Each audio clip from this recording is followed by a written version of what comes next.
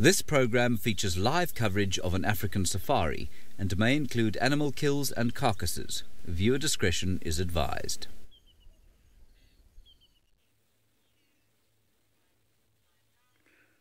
Oh, look at that. A very, very hot welcome by the spotted hyena. Very relaxed here where he is. And I'm sure he's waiting for a chance in order to get something, as it is here where Tingana has got a kill from 2 days ago. I have been looking around here in order to see if I can find him, but I have not yet reallocated Tingana. A very, very good morning and welcome to the beginning of the morning safari. I am Sydney Pumulani Mikosi. I'm traveling with Sebastian. He is my camera operator, and we are going to try by all means and get you the best wildlife experience ever. For your questions and comments, you can follow us on Twitter, #SafariLive. You can also follow us on YouTube chat stream. My plan for this morning is easy. I'm looking for Tingana. And after Tingana, I might also visit the Juma Hyena Den. So you can see that this hyena is not even checking around. It means he knows where exactly the carcass is. I was looking at a tree where the carcass was yesterday, and so far there is nothing there. So it seems like Tingana has moved a kill to somewhere else. So you can see that there is nothing there at all. So I'm just going to check here and get guided by this hyena in order to spot this spotted cat. I'm sure he's not very far. Yesterday I left Tingana by Treehouse Dam heading back to his carcass. Look at that. So this hyena is sleeping now. I understand that it's early in the morning. Is the time hyenas are forced to retire. But if they pick up any strong scent of a kill, during the day you will see them doing their activities. So these hyenas were very lucky.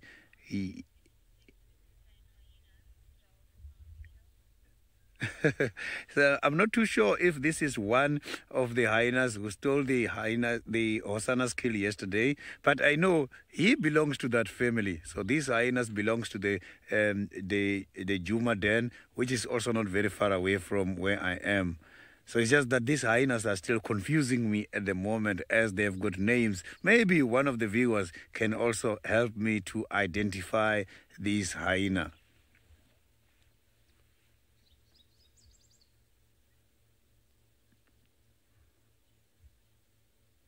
So I think here by Tingana, the chances of dropping the meal, they are very much low, as he is well experienced. Yes, it happens sometimes accidentally, but the experience between Tingana and Hosana is not the same. Hosana is still learning and Tingana is well experienced.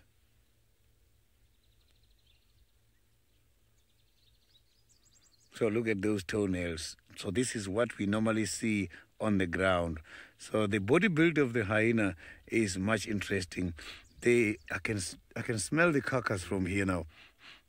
So it means this carcass has been moved, but it's not far. I can smell it. Yeah, so I don't think... I normally rely on my sense of smell as well. So thank you very much for the answer. The answer already I got that this is Koki. So Koki is the one who is doing foraging a lot, because this hyena is the one I am meeting on several occasions. So Koki, the wind is on our favor, it's not on his favor, but I'm very sure Koki knows where the carcass is. So I'm going to get guided by this distinctive smell and see where this carcass is. I'm going to drive forward now and follow the scent, because the wind is blowing towards my side. This is going to help me a lot.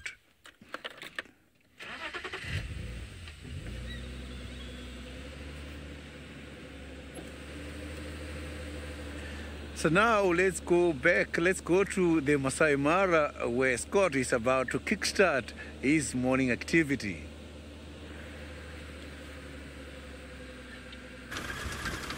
Hello everyone. I had a delayed kick-starting to my morning today. I woke up and I heard all the birds cheeping away and I was like, oh, this is pleasant.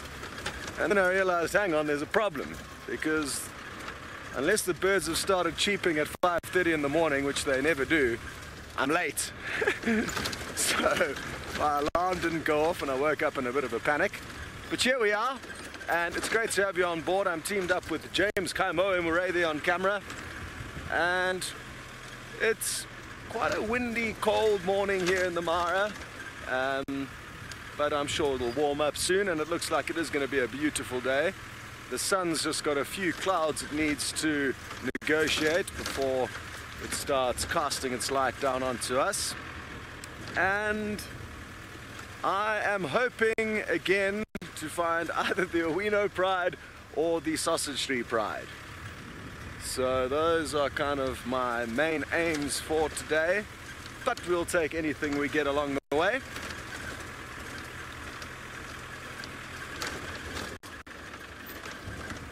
Who knows, maybe Kenya will poke her head out again, or even Naratoy.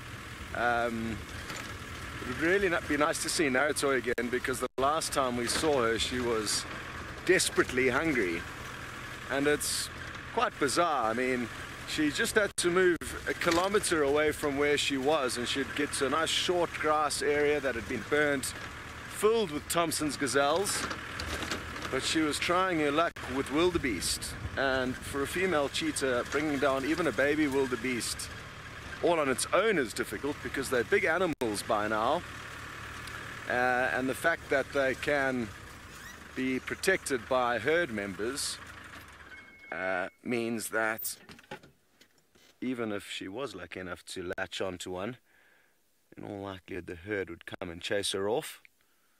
So tricky for them. Morning, zebras.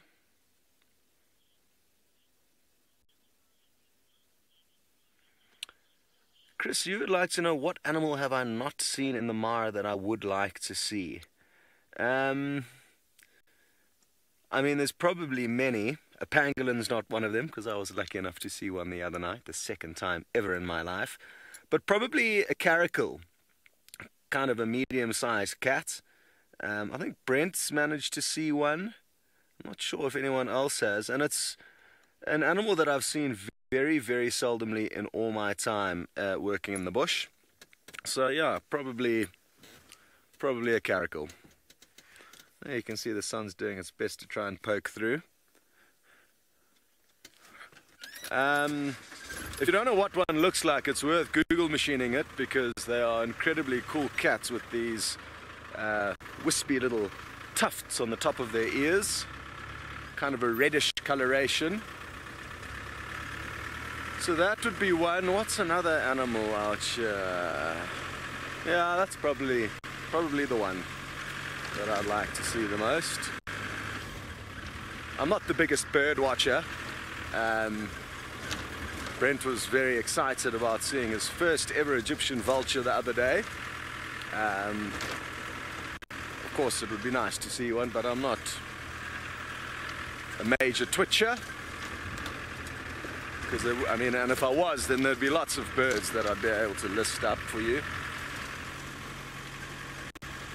Having said that, there's one bird that I really do like, and that's a crowned eagle.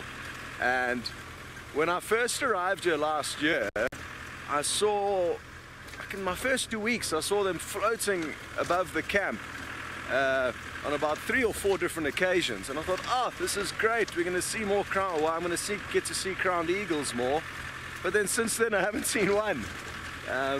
They like well-forested areas, which explains why we saw it up on the escarpment behind us, because it is a lot more forested up there.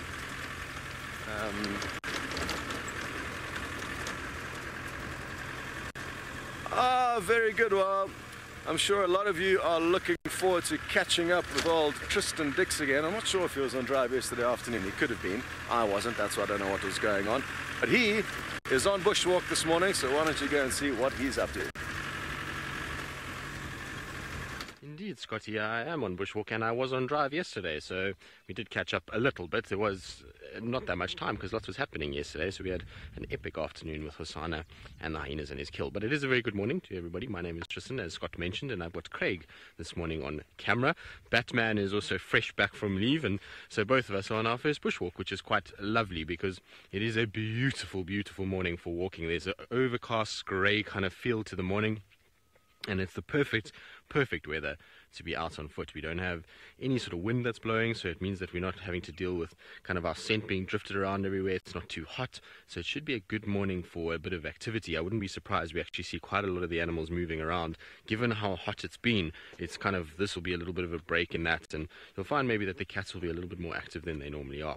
So the plan is for our bushwalk this morning is that, well, we're going to go and explore a little bit. It's been obviously 3 weeks since I was here and since I was on foot, so I want to try and see what's been going on, and we thought we'd just come and check Gallagher Pan first, because obviously Hosanna lost his kill not too far from here, and given that he lost a meal, it's pretty evident that he'd normally try and go for water afterwards. And so I know that he wasn't seen on the dam cam yesterday, which means that Gallagher Pan should have been kind of where he came to drink, but there's no sign of him as yet. Herbie and I have just been kind of looking around. What was here during the course of last night, by the looks of things, was a herd of elephants. You can see where their tracks are. So this is the track of the Ellie right here. It's a very easy track to see. You can see that it's fairly fresh and from last night. One, because there's not much over it, but two, all of this grassy fiber that's inside it is squashed into the soil. So the soil's actually pushed down over it, and given that this is very, very light and fluffy, if there's a bit of wind like there has been this morning, it will kind of blow around quite quickly and it'll blow out of this track and move, whereas everything inside here is still squashed down. So this would be during the course of the night. Also, we know yesterday was a very hot day, so the urine of an elephant like this would have soaked away and been baked into the ground very, very quickly. So this had to have been after the sun went down, otherwise you wouldn't have gotten this liquid kind of forming on the surface here. So they were probably here, I would say, during the night. I don't think they've been here early this morning, but they were here during the night, and so maybe we'll try and track these guys down. I don't know how many eddies have been around lately, but Herbie says to me not too much. Failing all of that, what we're going to probably then do is head eastwards. I know lots of you have been asking about Thandi and Tlalamba, and so Herbie and I were just chatting about it now as to where she could be, and he reckons if she is anywhere, she's on the far east, maybe even into Torchwood. So we'll go and have a little scratch around for her, maybe see what we can find, and yeah, otherwise just take a kind of gentle stroll through the wilderness this morning. It's, like I say, perfect to be out here, and it's a wonderful morning just to go and explore what's going on. So hopefully we'll have a good one. It's been a while since I was walking around out here, so I think I'm going to thoroughly enjoy my morning. Anyway, while we sort of trundle along and see what we can find, let's send you back across to Sydney, who has found what he was looking for this morning.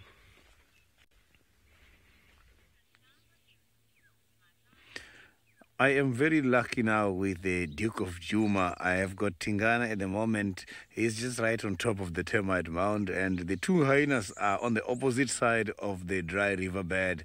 And I managed to reallocate the carcass as well. It's at the same tree, but it has been moved a little bit high up. That's why it was difficult for us to see there until we followed the smell. So the weather conditions this morning is on his favor. It's not that very warm now. He's just lying down because he has been eating too much. And I'm sure the warthog, the meat is not as hard as for the impalas and the other antelopes. For the warthog is very much hard. So the digestive system got to work very hard in order to digest this meat.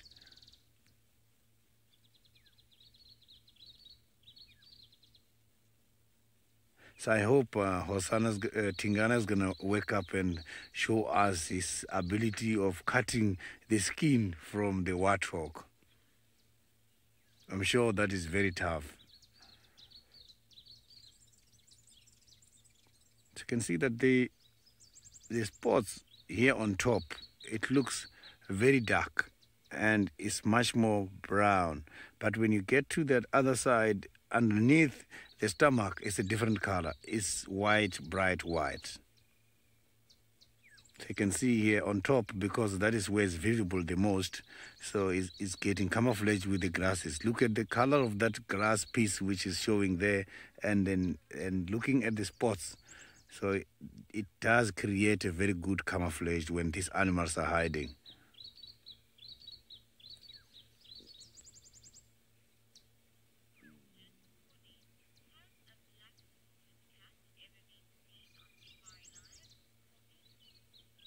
Courtney, I didn't copy your question very well. The final control, Emma, if you can repeat that.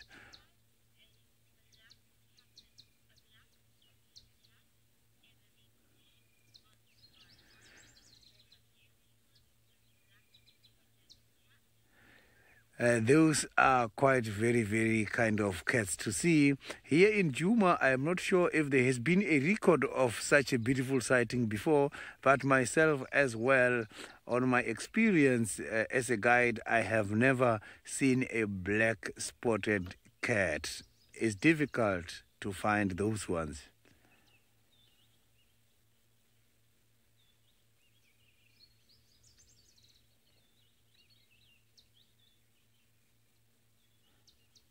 So you can see that this cat is very much relaxed.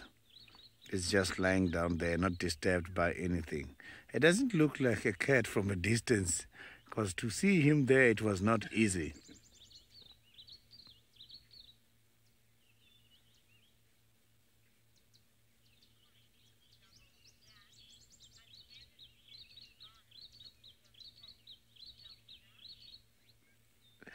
And that is very true. Tingana, it doesn't look like these mostly. Look at that. He's tired. It's been tiring. Eating the warthog, I'm telling you, is quite a very big job. It's not like eating an impala. An impala has got a very soft skin. And the duikers as well, they've got very soft skin. And when it comes to the warthogs, those kind of animals has got a very, very hard skin. So I'm sure it is very difficult as well for him in order to scrape his tongue against the skin of the warthog. Because when the sun is getting strong, the skin for the warthog gets stronger as well. So specifically when it's dry, it can be very difficult.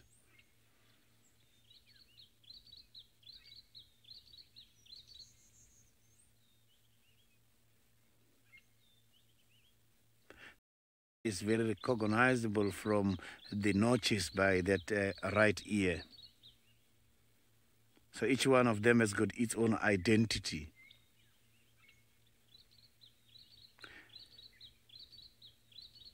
So the white tips of the ears is starting to disappear there, but mostly when they're still young, that white tips there can be very much clear. You can see them from a distance because it does serve a lot when it comes to the communication amongst the closely related members, like when the female has got a newborn.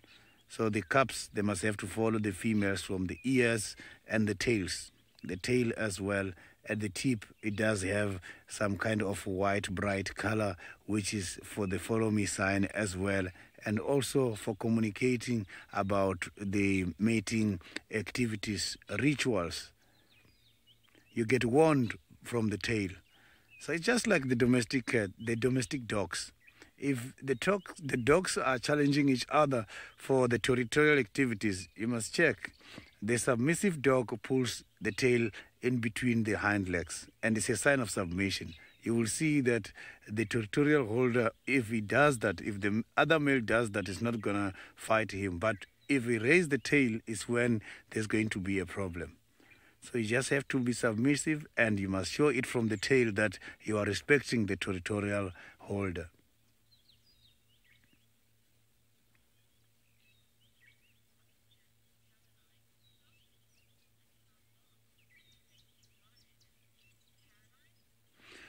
Caroline, Tingana must be very, very long. I'm not that very, very sure at the moment. I'm going to have to check something here. So because these kind of cats, I know they can be very, very, very long.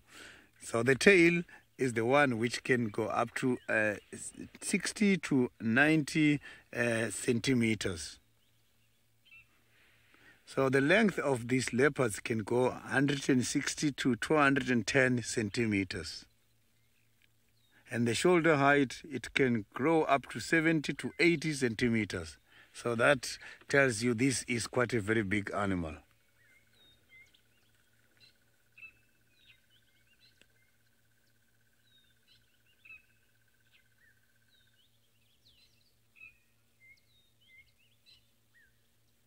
So I'm just trying to listen if there is any other warning calls given in the area so that we can also investigate that. But at the moment, it's only Tingana here.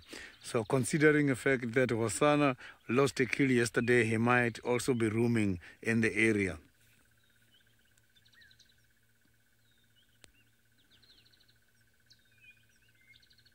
So you can see that the stomach is not flat.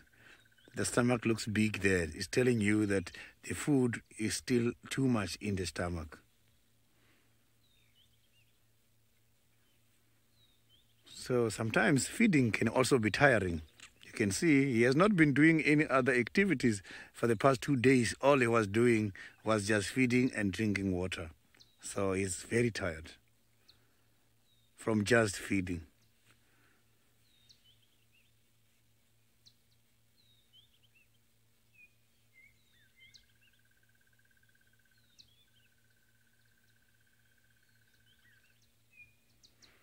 So when this cat is full like this, it can spend quite a lot of hours just sleeping here. So now, let's see, Scott by the Masai Mara got a lovely lion sighting.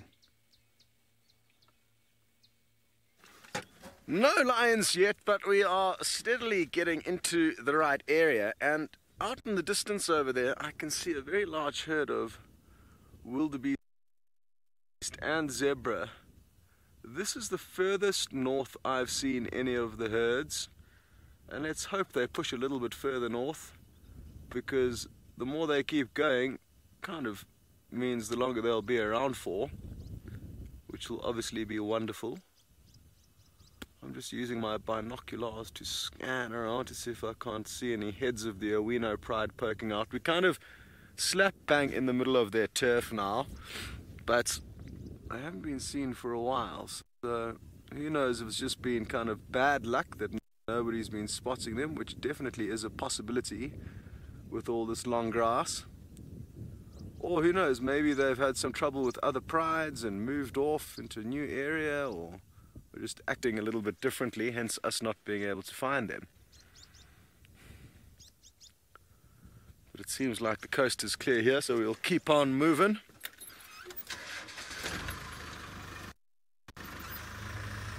They could be on either side of this road. But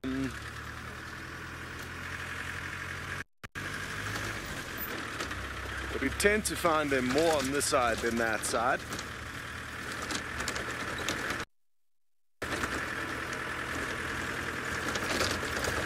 Yes, keep going that way, zebra. There's lots of your friends there. It'll be safer.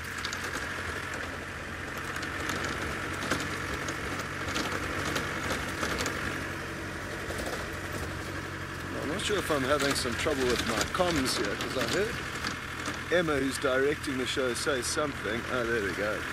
That's better. We're back on track. Not sure what the issue was. I think she was trying to send through one of your questions, but it cut out halfway.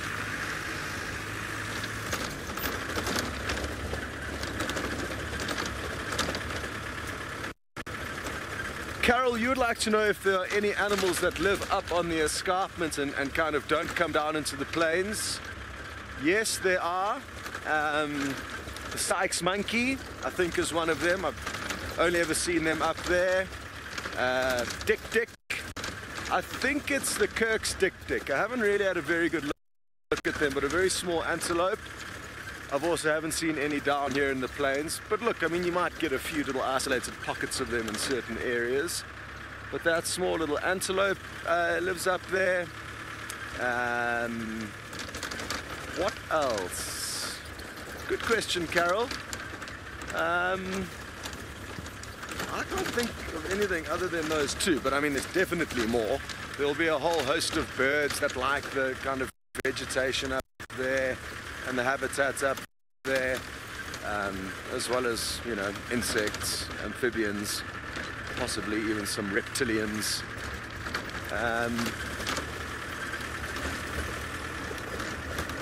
Yeah. It really is beautiful. It would be quite interesting to see what it would be like up on the top there if it wasn't grazed by cattle. It looks absolutely beautiful up there. It's like a golf course because there's lots of short green grass and then a lot more trees. Even once you head inland off the top of the escarpment, further west, which I guess is inland, there's a lot of different tree species that you get up there, a lot of different types of acacias, kind of more of a mixed bushveld up there, but the grass is all mowed perfectly short. But like I said, it would be very interesting to see how it would look up there if it wasn't grazed. I guess the grass would be longer. There's also a lot of animals that live in and amongst the villages. Zebras, giraffes, impalas, the optopi, eland. It's the most bizarre thing driving through the villages and just seeing zebra everywhere.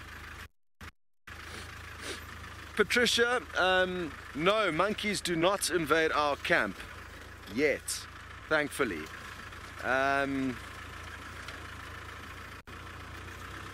It's mainly baboons that are going to be the biggest issue for us.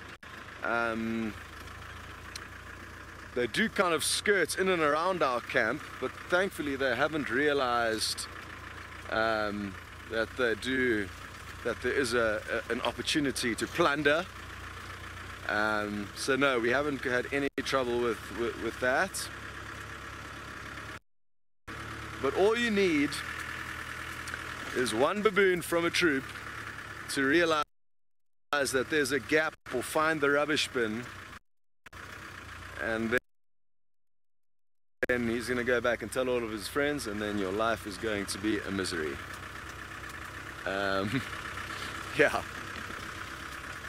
No, I'm told the signal's getting a little bit shaky here, so we're going to send you back to Tingana and Sydney.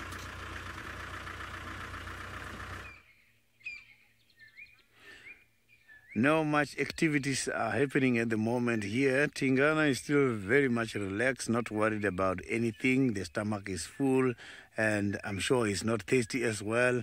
Hyenas are just waiting on the other side, waiting to see if it's going to climb up and drop the carcass, just like what Hosanna did yesterday.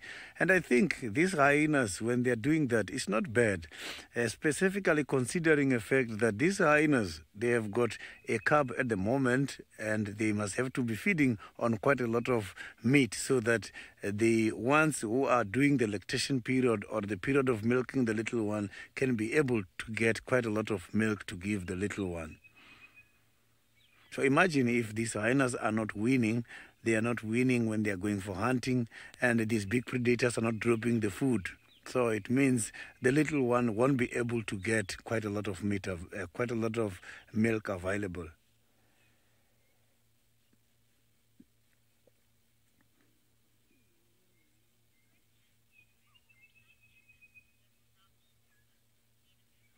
Nina Moo, the leopards can live without water, but not for a long time. These kind of cats, they are very much water dependent.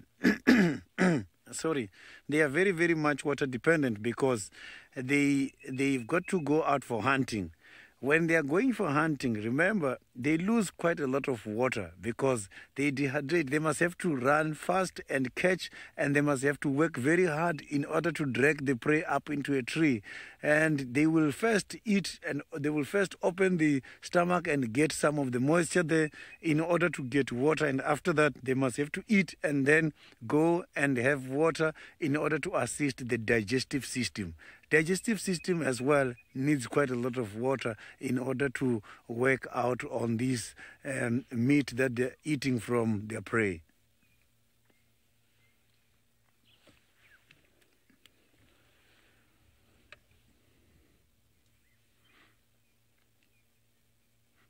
But when they are not eating, when they are not having a kill, sometimes they take time before they go to the water hole. Yes, they are eating regularly, depending on the season as well. Dry season, there is quite a lot of factors which determines them to go and drink water. The temperature is very high as well during the dry season. when it comes to summer season, it's not that it's warm, but they've got quite a lot of place to hide. They can lay under the shade, and that can minimize the water loss from their bodies.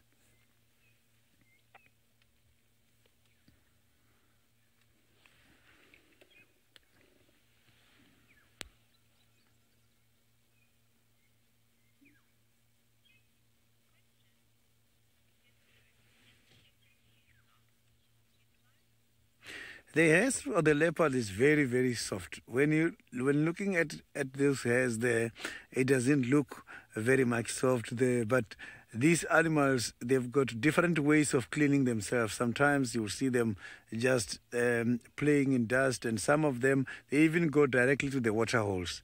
And when they come out there, you will see that the hairs can be very much clean and they look very soft. I have touched a tamed leopard before, and then I can promise you these hairs, they are very, very much soft.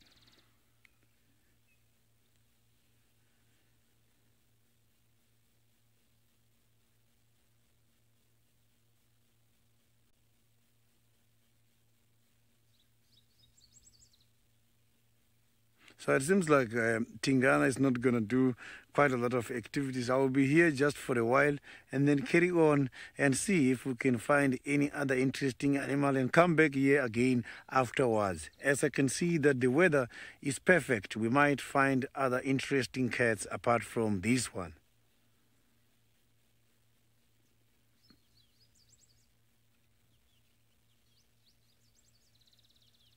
So you can see that this cat, yes, is looking to the opposite side, but he has not been yawning a lot. So when he's not yawning a lot, it means the body temperature, specifically the brain temperature, is normal. So it means he doesn't have to yawn too much in order to cool it. So he must just have to relax and lie down. But when the brain temperature is getting very, very hot, is when he must have to yawn every time so that he can cool the brain temperature.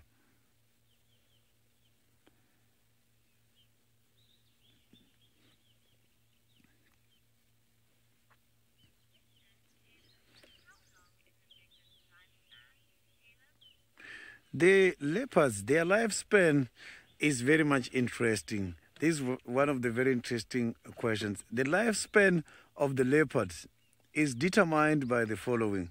So if the leopard starts to lose teeth when it's still very young, the lifespan is going to get very short. But a normal lifespan, it takes about 13 to 15 years. Some can even go to 17 years. Tingana at this moment, I can promise you, he is now getting old. He's older than 8 years. Now, it's about 12, 13 years. As soon as they get 7 to 8 years, if you look at the nose starts to get darker. And when that nose is getting dark, it's giving you a sign that this leopard is now getting old. So when they break the teeth, when they lose the teeth, it becomes a challenge because now they cannot eat properly.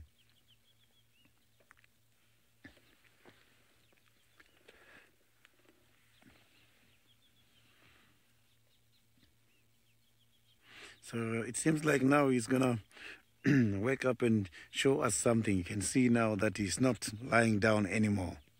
I hope he's going to go up there.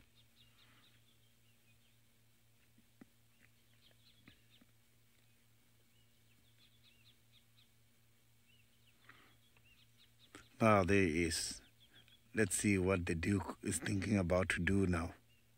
This is what we have been waiting for. Oh, he just decided to lie down right at the same spot again.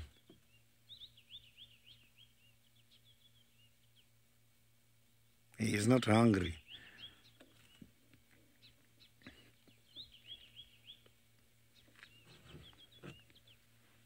So you can see that these animals can be very difficult to spot from a distance.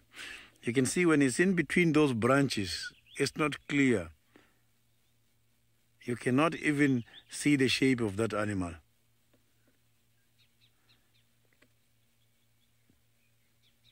I can hear some lions roaring.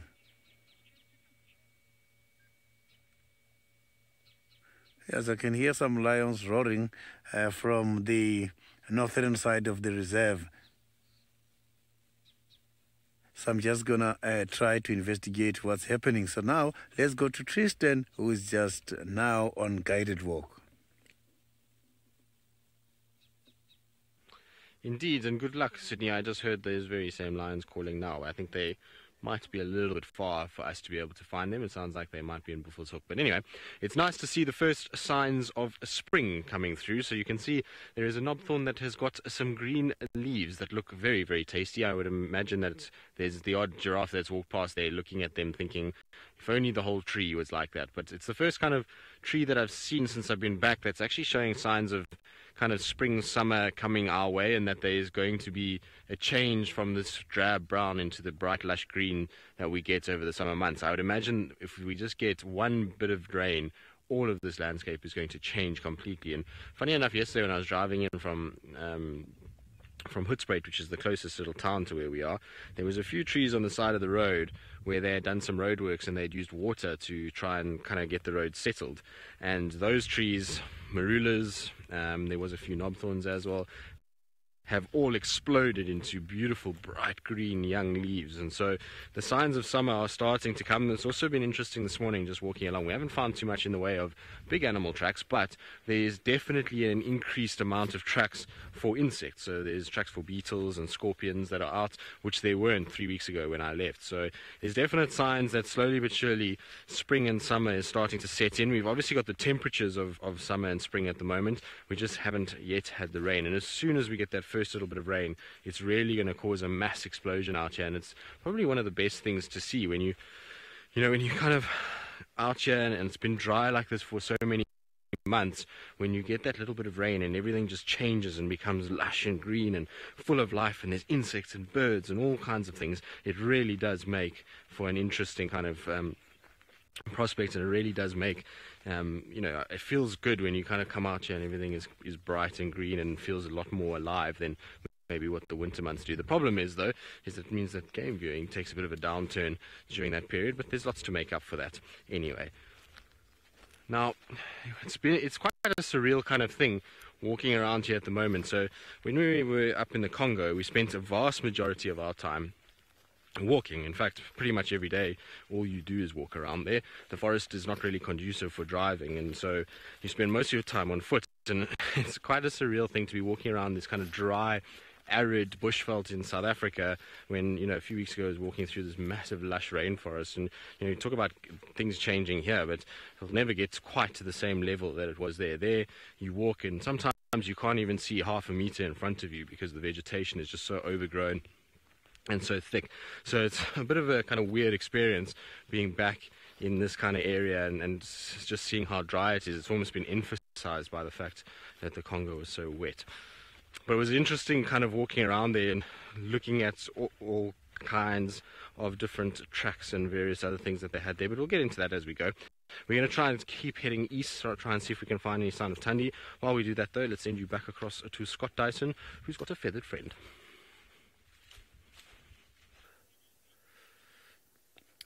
Good luck as you head east, Tristan.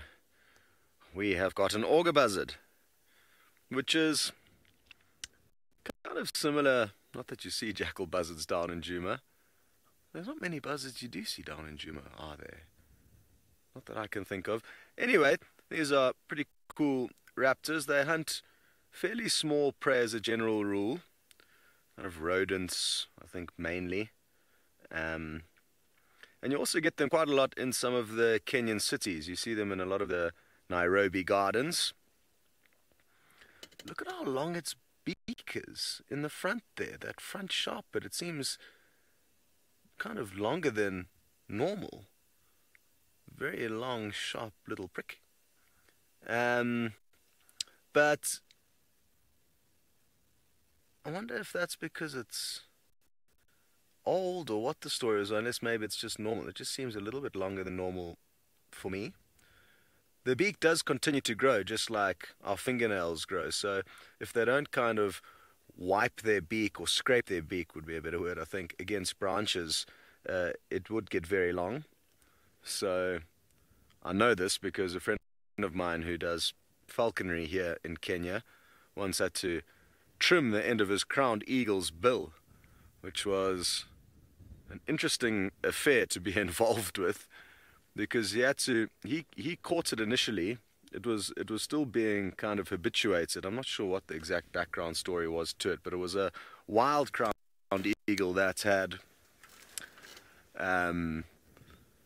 been injured or something, and he was rehabilitating it, and it wasn't quite okay with people just yet. So he caught it in this kind of net and then got it on its back and was holding it by at the kind of base of its legs on its back, and then that's when I came in to kind of take over holding it in that position. And it's about a 4 or 5 kilogram bird, so it's not that big, especially compared to a human. And the power that this bird had as it was on its back, throwing me up using just its legs, was absolutely incredible. Anyway, its beak had got very long and he trimmed it, and then everything was okay. So that's a little story about birds' beaks and how they grow.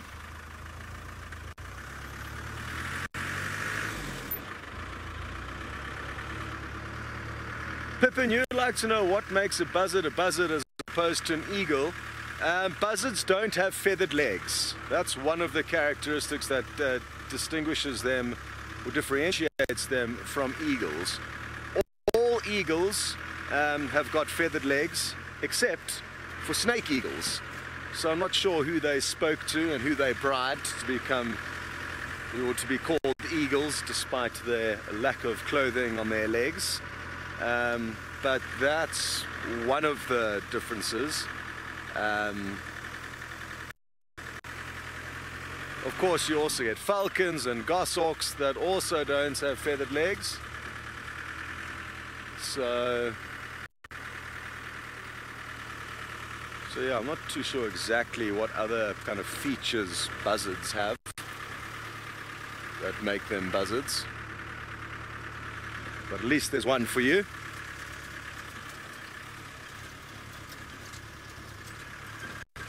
Come on, the Owino Pride. There are a lot of people that would love to see all of you again.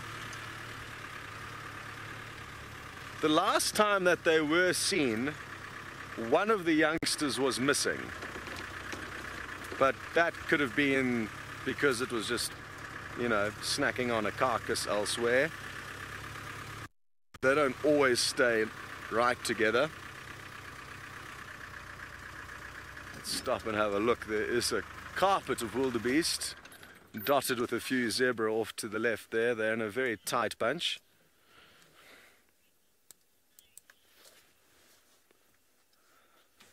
Sadly, I'm not copying Emma's comms. I can hear James's comms, sadly, which means he's copying. I wonder why I'm hearing James's comms. That's also a bit of an issue.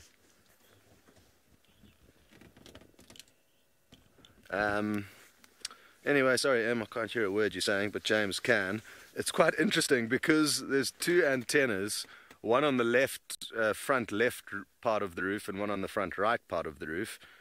Sometimes our comms differ. A very tight mass of wildebeest and zebra there. Okay, I'm going to send you back to Sydney. Goodbye.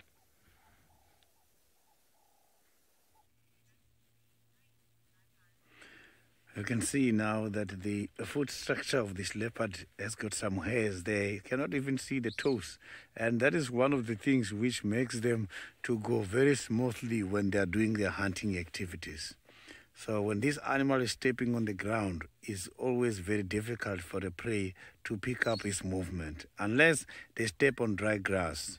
So if you can check the legs right there by the toes, you cannot even see the claws. So these animals have got an ability to withdraw or retract back their claws. They only bring them out when they want to use them. And those claws can also be very dangerous because that is what they use in order to kill small prey such as birds.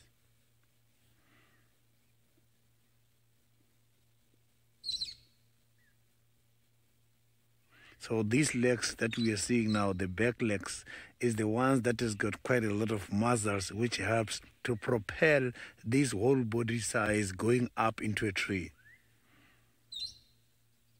So these animals can weigh up to 90 kilograms. Imagine having a kill which is very heavy as well, adding on top of their weight, going up into a tree.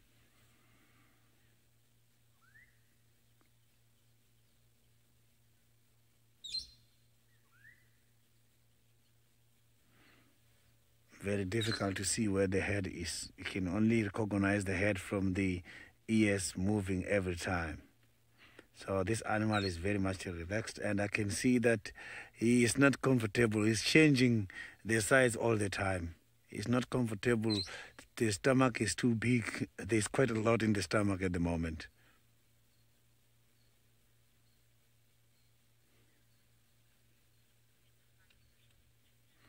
So now let's go back to the guided walk with Tristan.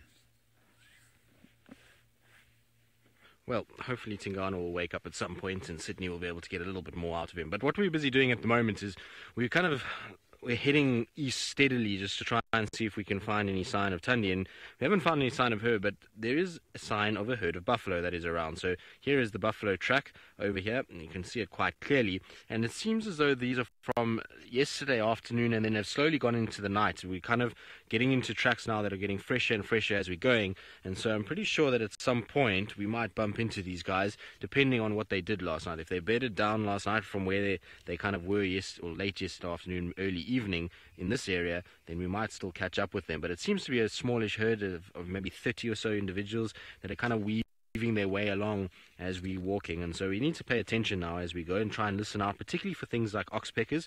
Oxpeckers are probably one of the easiest ways to find buffalo. You often hear them calling before you see them. Also, if they're in a little grouping like this, you get a lot of grunting going on. But very typical kind of shaped track, and it's very difficult to be able to mistake it with anything else.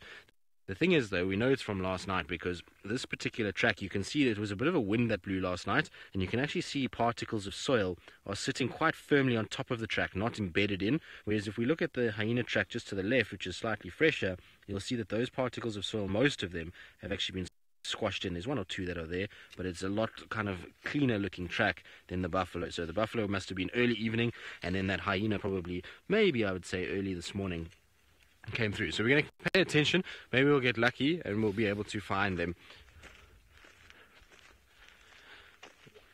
Glenda, well, yes, buffalo have very big feet. These are actually not too big. These are mostly female tracks that we're seeing. Just now we saw probably one of the biggest buffalo tracks I've seen in a long, long time. A really big male that was walking around in here. When I put my kind of hand down, he would probably be the spread of my hand and maybe even a little bit bigger. So massive big round foot like this. So he's a big boy. Even Herbie was taken aback at the size of his feet. So you know, there are some big guys out here. I mean, so it's not a small animal at the end of the day. A buffalo, you know, big bull will weigh close to 2,000 pounds, and so it's quite a large individual, and that means that you always got to kind of be a bit aware of them. And they, luckily though, in herds like this, generally their temperament is a little bit better than when they're in kind of lone bulls. When you get nice big groupings, they know that in these larger groupings they can be a lot more kind of, what's the word? Well, a lot more protected. Actually, funny enough, talking about protected and larger groupings, I believe yesterday there was an incredible sighting of buffalo at Nkoro. So in Nkoro they had a herd of, they say, over 500, which is massive. We haven't had herds like that in years. And they then had the Styx Pride basically come in and try and hunt these buffalo, and they managed to pull down one buffalo, and then the herd retaliated, chased the Styx Pride, and then chasing the Styx, chased them straight into the Tortured Pride that was hunting the same herd, and apparently it was absolute chaos with both buffalo and lions everywhere. Now Herbie's telling me that we need to just be careful up in front here, so he says he can hear something quite far. That's what I'm getting from hand signals. I don't know exactly what it is. He just said to me that he can hear something. So maybe the buffalo are somewhere down in this area that he can hear them. It looks like most of the tracks are kind of moving in a sort of southeasterly direction at the moment. So I'm intrigued to think where they're going. They might be going to Chitwood Dam, actually.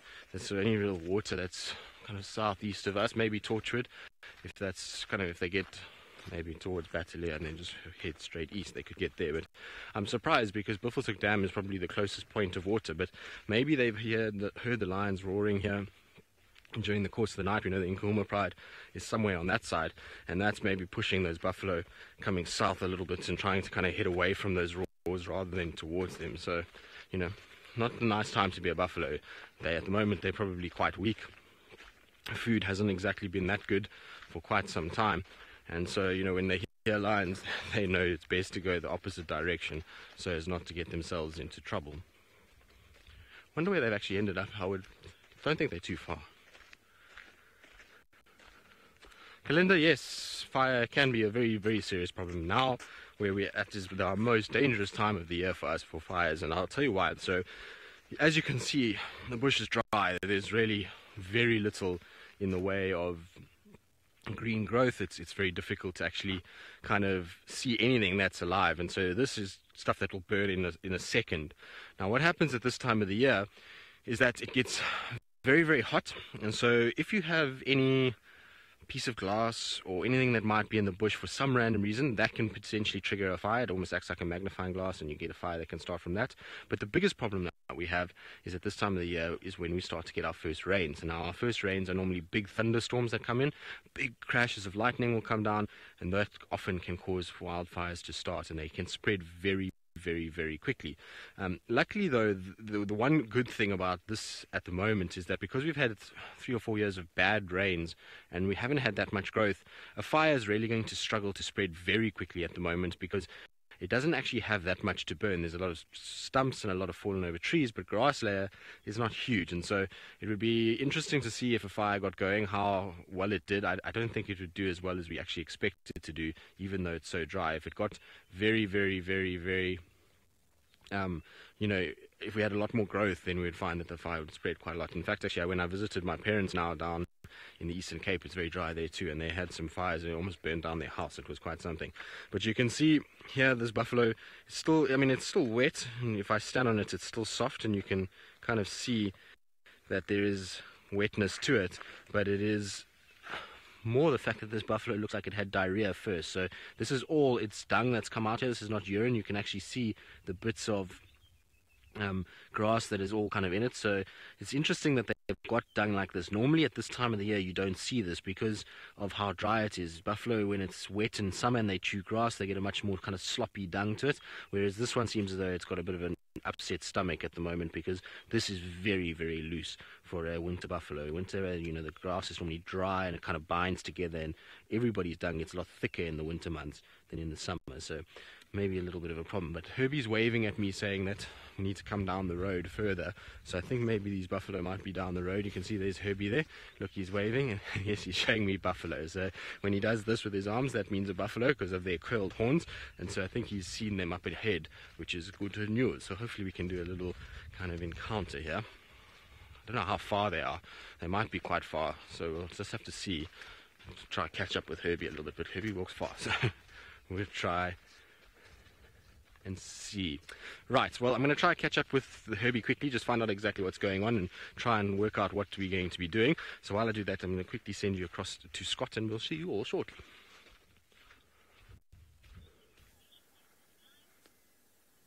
I wonder what's between us and the horizon in this sea of grass dotted with balanites trees. I really love the fact that you can see for so far here.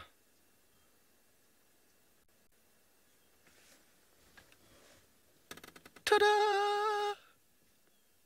A lion!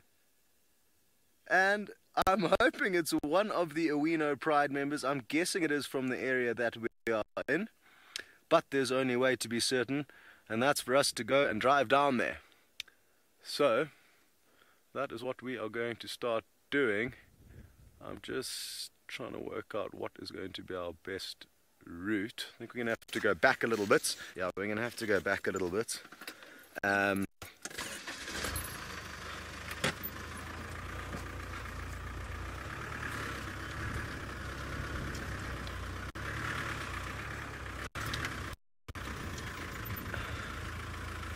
Neoline, you would like to know if the Mara Triangle and surroundings are part of an old volcanic crater.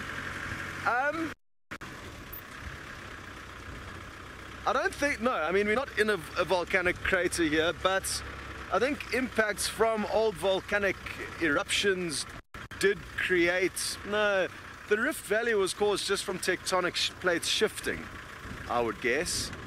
And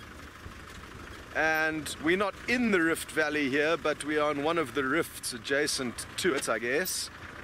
There are quite a few volcanic craters in and around Kenya. Quite a few of the mountains. One of the mountains, Mount Longonot, that you drive past as you drop down into the Rift Valley from Nairobi on your way here. There's a beautiful big crater that you can quite clearly see was once a volcano. But to be honest, Neolene, my geology is not really up to scratch, so apologies for not giving you the most juicy answer.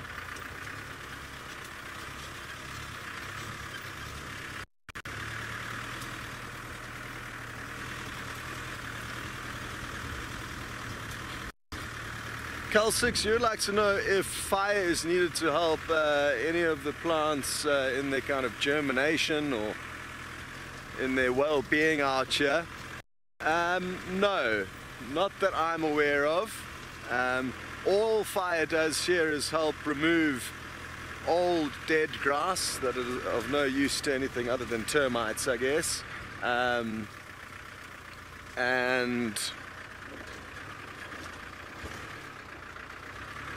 yeah, I don't think it helps with kind of the germination of seeds or anything like that. I remember my first year working in the Sabi Sands, in the southern Sabi Sands, my first year as a guide, which was like 11 years ago. There was a plague of fires. Tristan arrived the year after, and I think there were a few more fires then. Tristan and I worked at the same camp many moons ago, and it was absolutely ridiculous having to try and fight these fires. They nearly burnt down a few lodges. They did burn down some houses or some portions of lodges, but it's a very, very scary and serious affair when those fires get going.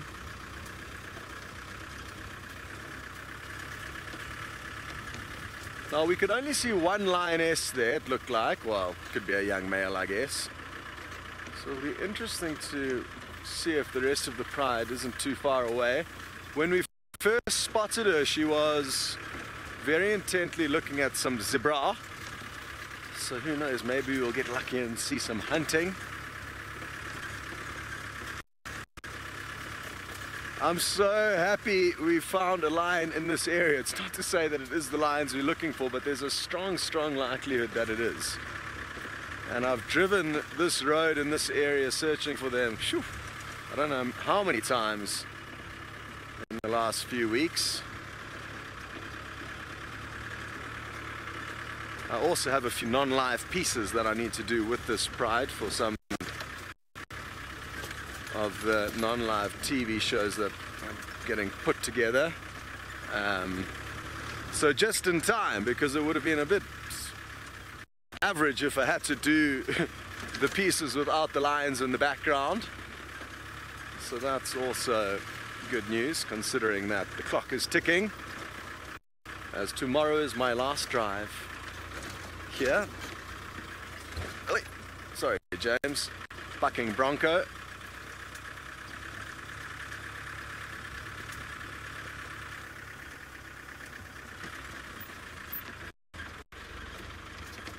And like I said the other day, guys, don't be sad, because obviously it is sad that I'm going. I'm sad to be leaving. There's no other place where I'll be able to have the joy of taking so many of you guys around, as well as just having the toys and the access and the privileges that we are allowed to here in the Mara. So I'm definitely going to miss that. But like I said, that's going to open up the door for somebody else to come in and be able to share and experience the joy of being behind the wheel, taking all of you on these live safaris. And I feel quite good about that, that I'm kind of making space for somebody else. And also looking forward to whatever it is that I end up doing, some new challenges, change of scenery. As a lot of people know, the ants, they are in my pants all of the time. Okay, well, I'm hoping it's not going to take us too much longer to get to the line. As soon as we get there, we'll call you. But for now, we're going to Sydney's Ransom Giraffe.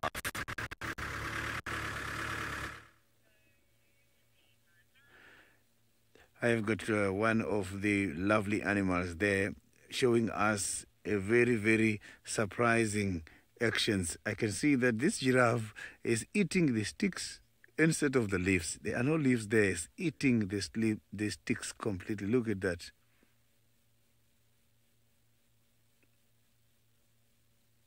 So that is the russet bush willow is eating. So now the russet bush willows, they are now starting to recover. I can see on their small twigs there's some of the leaves showing that they are about to come out now.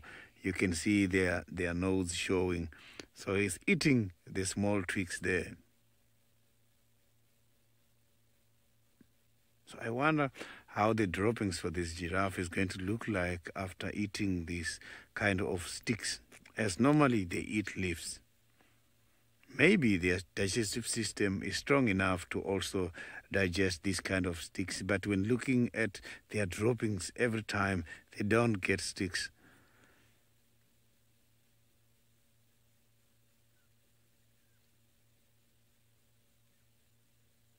So these animals, I like the way how they stand. When they are feeding the giraffes, they make sure that where they are standing, the wind is blowing away the scent from the tree. Because these trees, they do give off some of the scent in the form of chemicals when they are trying to regulate their browsing activities. So giraffes knows that they can also be negatively affected by those kind of strong smell. So instead, they make sure where they are standing, the wind is blowing away the scent. Oh, those markings that you are seeing there now, you can see the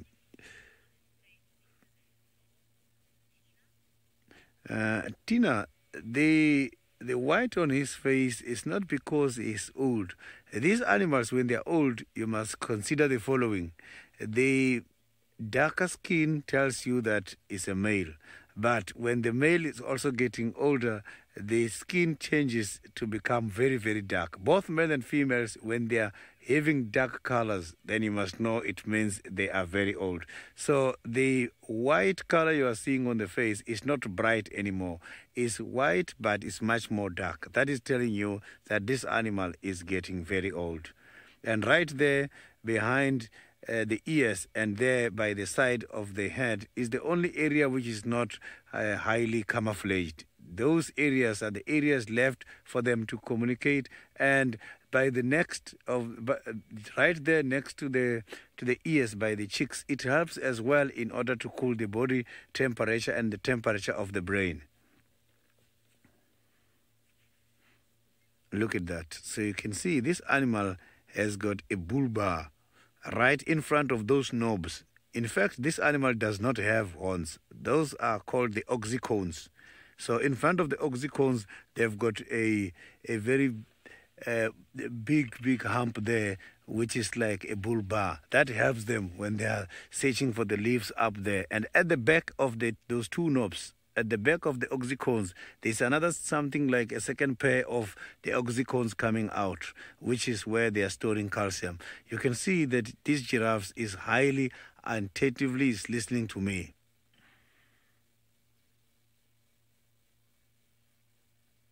So they can hear very, very well. So what I like about the giraffe is how they drink. Giraffes, when they go down for drinking water, they must have to block the valves. They've got the valves here on the neck. They must have to block the valves so that the blood doesn't flow to the brain. And they must drink. After drinking, they must shake their head. When it's shaking the head, you will even see the ears hitting the side of the cheeks. That is when they're opening the valves again for the blood flow. These animals, how they sleep is phenomenal. These animals cannot lie down their head. If they lie down their head, the blood transport is going to affect the brain and they are going to die.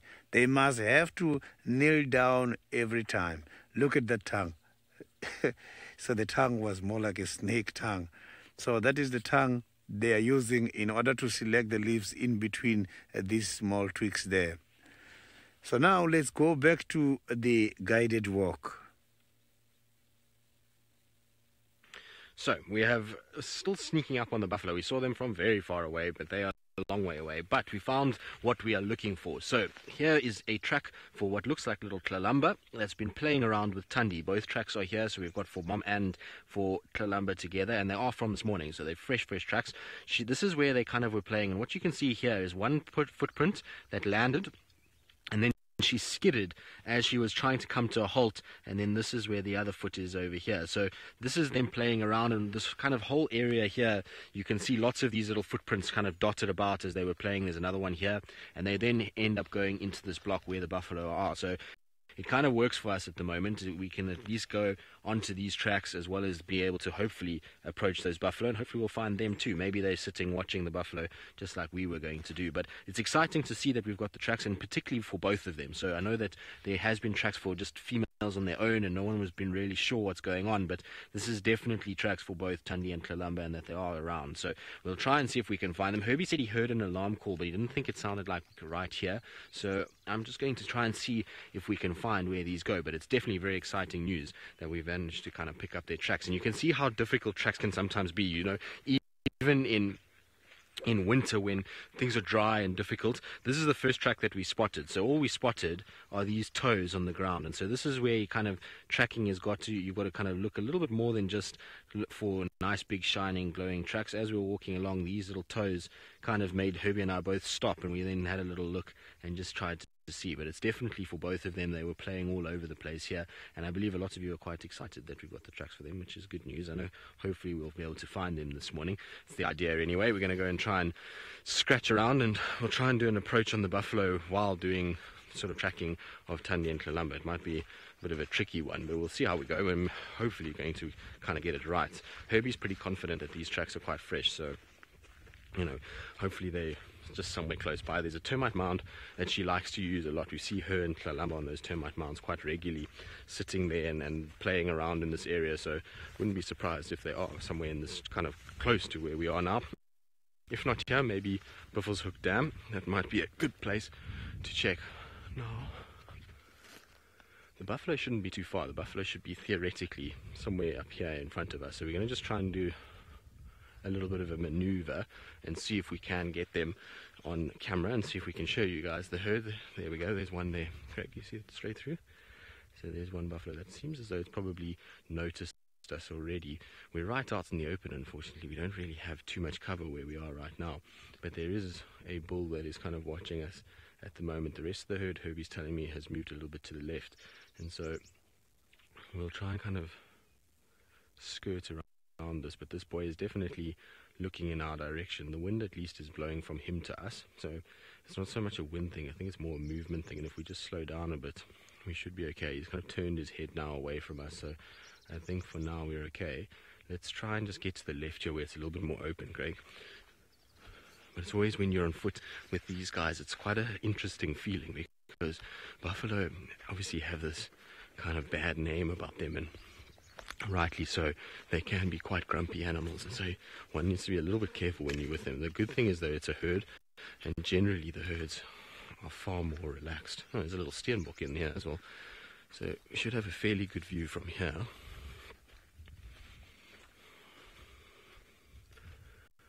Right, now we're going to try and see if we can just get into this position.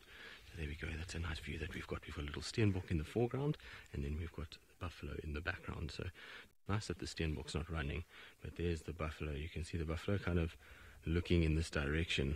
I'm pretty sure that they know that we're here already. It's one of the big bulls that's probably towards the back end of the grouping. The rest of them, from what I could see, was already pushing off to the left of where he is standing, and you can see his posture is one of an alert animal. Now, I was saying earlier with buffalo, one needs to always be very careful with them and to make sure that you have places to go should they decide to get upset. Luckily for us, we might be standing out in the open, but behind us is a very dense thicket with a lot of with a big deep drainage and a termite mountain, so we can get to that area fairly quickly, and then we should be okay. So it's always important when you do an approach on big dangerous game like elephants or buffalo is that you know where you stand and where your best escape routes are. But that buffalo is kind of just watching us and is deciding whether or not we're anything to worry about. So now you can see he dropped his head and moving. Now there will be quite a few of them that are going to come past as they go. Now, Carol, yes, buffalo, probably I would say of the big animals are one of the hardest to read. Cats give you very clear warning signs, as do elephants, but buffalo can sometimes be like this, where they kind of look at you, not too phased, and carry on walking, and then other times they can be seriously aggressive from nowhere. They can just start running. So it just depends on their particular mood for the day, and they can be very difficult to read. Generally though, when you see buffalo, if they stand up dead straight like that and they stare and there's a bit of snorting and huffing and puffing, they sometimes will scrape at the ground with their front legs, then you know that they're starting to get very irritated and starting to get a bit twitchy. Now there are still more coming. It's just there's kind of gap now between those two that left and the other ones, but there's one or two more that are still kind of edging through this thicket.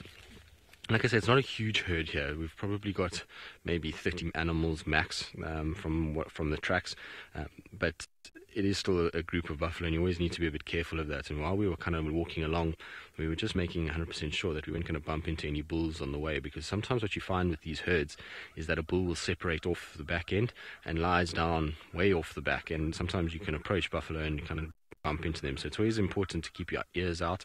And funny enough, these guys gave themselves away by grunting, and then we heard the oxpeckers after that, so we kind of knew roughly where they were from the birds as well as their own noise, and it's why lions can find them quite easily too. But luckily they seem to be in a fairly chilled mood, and the fact that we're standing still now and not really making too much noise, the wind is blowing the right direction, means that for the most part these buffalo have no idea we're here. There's one or two that have spotted us, but the rest have really not caught on that we're in this area. They can see they're busy just grazing, and whenever a buffalo is grazing like that, you know that they're not too worried about your presence. If they put their head down to feed, then they feel comfortable and safe. It's when they put their heads up and they form a united front and start pushing towards you, that's when you need to be a bit more careful. But you can see them kind of going through, and you can also see how well they camouflage. You would think these big kind of dark animals like this would be easy to see, but as soon as they get in behind these kind of thickets and behind these bushes, it becomes a lot more difficult to actually spot them. So there comes one now. It looks like maybe a female that's going to come through, which will be quite interesting. There's normally you find the bulls are the ones towards the back, and then the females towards the sort of front and middle areas. They very seldom kind of hang off the back because they're a little bit more susceptible to being preyed upon. A lion is going to try and target a female buffalo a lot more than she is a lot more than a male buffalo, and that's going to mean that the females try and kind of stick within the middle and maybe a little bit towards the front, so that the bulls can kind of be on the fringes and they can try and keep the herd safe. Now, she seems as though, I can't see nicely, it looked like a female, but it could be a bull, a young bull. Seems like it's stopped behind that thicket, so I'm pretty sure they are going to come out a little bit. Let's just try and move a little bit to our left here and just see. The thing is, when you walk around, it's always good just to try and go slowly and to try and keep as much noise down as possible. So what I want to try and do is just see if we get in here somewhere. We should theoretically be able to see this one. Lauren, yes, I have. Probably the most dangerous encounter I've had. There we go. We can see them through here, Craig. With buffalo was on a walk that I did down in the south of the Sabi Sands, and I was walking guests, and we kind of were doing a late morning walk, and it was very warm and there was nothing really happening, and we actually hadn't seen much. It had been raining for the last few days and we hadn't really seen too much, but we knew that there was a few buffalo around, but we didn't have any idea of any lions or anything like that. But anyway, we walked and we got onto a big open clearing, much like quarantine, which is it's nice in that you can see things from far, but it can sometimes be a bit dangerous because you've got nowhere to really go. There's not too much cover. Anyway, as we got onto that open area, just chaos exploded around us. A whole herd of buffalo came running through the bushes and thickets, and attached firmly to the behind of one of them was a few members of the Southern Pride. Now, the Southern Pride at that stage was 23 lions, and so we had a herd of probably, I would say, 50, 60 buffalo and 23 lions running in every single direction, and us stuck in the middle of it. So it was a bit of it was a very dangerous situation to be And we got very lucky that when they chased that buffalo, they kind of pushed them further away from us rather than towards us. Because if they had run towards us, we would have been nowhere. We wouldn't have been able to get anywhere out of that area, and probably would have been a very difficult sort of situation to deal with. So, we got lucky in many respects, but that was probably the most nerve-wracking buffalo I've had. And I mean, it didn't get that close, but it was just the fact that there were lions and there was just buffalo running in different directions that made it kind of a very unnervy experience. The only other kind of really bad buffalo incident that I've had on foot was when we were at Singita, and we were kind of on a tracking team. So in the mornings there, if you're not on drive, you go out in a group of you go and do your tracking team to go and help the guides that are out. And we went onto an airstrip, and there was a carcass in a tree, so we went to go and investigate, and there was no sign of the leopard. So we tried to track the leopard a bit, and we bumped into 3 buffalo bulls that were on the airstrip at the bottom, and they ended up being fairly kind of fine to start with. And so we were standing there watching them, and probably double the distance that we are from these buffalo at the moment. And the 3 buffalo bulls decided that they are now not impressed with us. And at first it started as a walk. They just walked straight towards us, much like these buffalo are doing now, and didn't really look like there was anything going to happen. So we gently started to back off and try and head back towards the thicket and then back towards the car.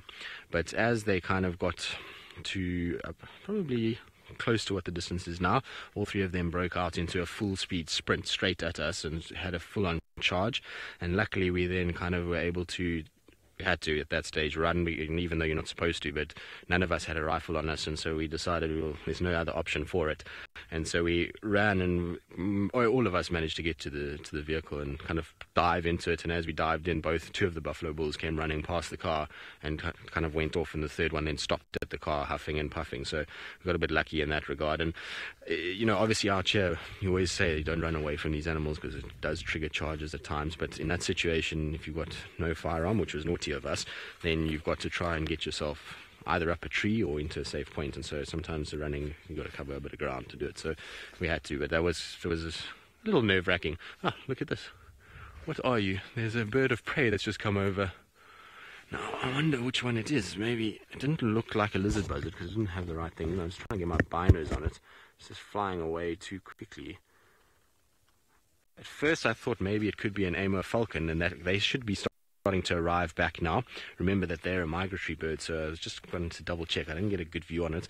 Maybe Craig got a semi-decent view. I don't know. It's tricky. Craig's not shaking his head. No, he didn't. So unfortunately we didn't get to see exactly which one it was, but it was one of the smaller ones. Right, we're going to exit out of here. We've seen the buffalo nicely on foot, and we're not going to push it and try and get too close. We got a really good sighting. And so while we exit out of here, let's send you to Sydney, who I think has caught up with this very same herd.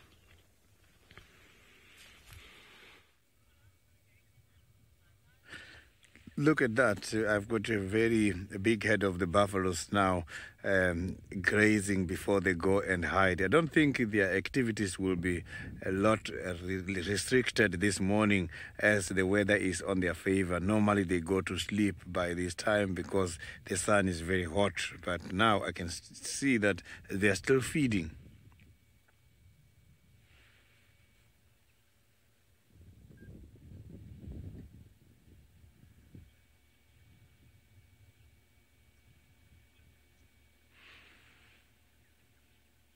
So you can see that it's quite a very big herd. It's just that a lot of them, they are camouflaged at the moment. So I can't even see the leaders of this herd, as normally you see the leaders walking in front. So there's some babies there. These animals, they give birth normally after a gestation period of about 12 months, which is 1 year, at any time of the year. You can see that one standing now is a female. If you look at the horns there, they don't have balls and they look much more thin. It's not like the males. The males, they've got very big horns.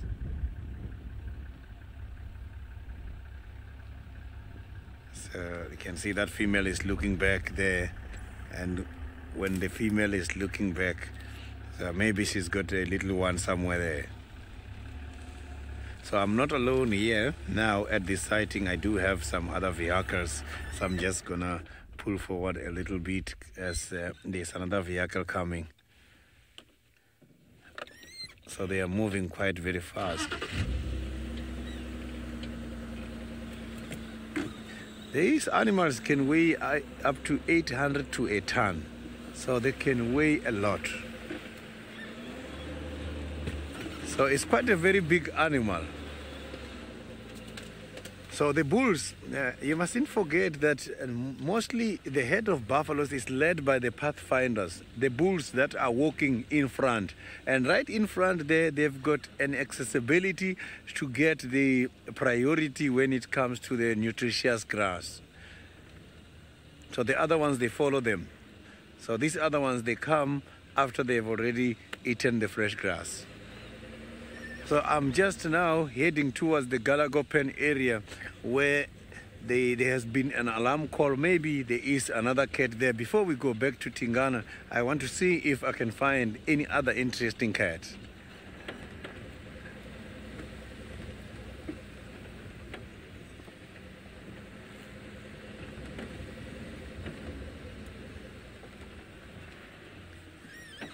No fresh tracks at the moment.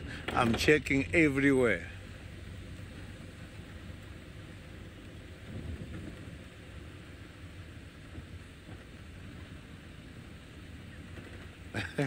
Nana, and that is very true. If the unknown female leopard, the new girlfriend, new Tingana's girlfriend, stays here, she will have to be named. But there's going to be a very serious challenge. I don't think Thandi is going to allow that.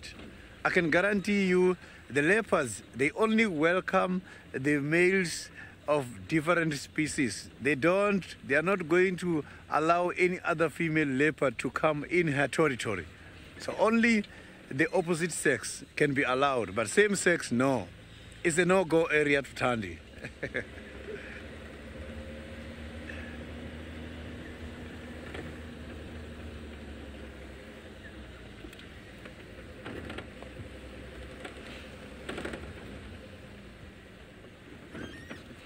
So I hope to see Thandi and Kalamba anytime soon. They have been hiding for quite a long time. I wish she was around here when the new girlfriend was introduced. There was going to be quite a lot of activities.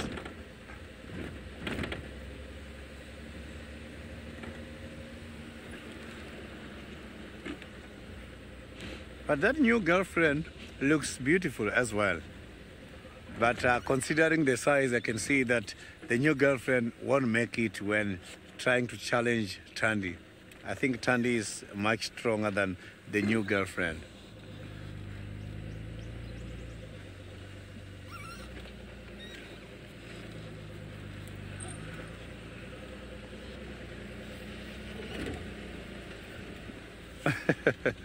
Julian, that is going to be very difficult because the day you are going to see them both is the day there's going to be a big fight. So I think it's better that the new girlfriend stays away until the little ones are born and raise them. Because if the new girlfriend comes back with the little one when Thandi is here, it's going to be a challenge as well. And you mustn't forget that Hosanna is also growing as well. His testosterone level is going to be right as well anytime soon. He's still very young. When he's about 4 years and above is when he's going to start displaying his real territorial behavior.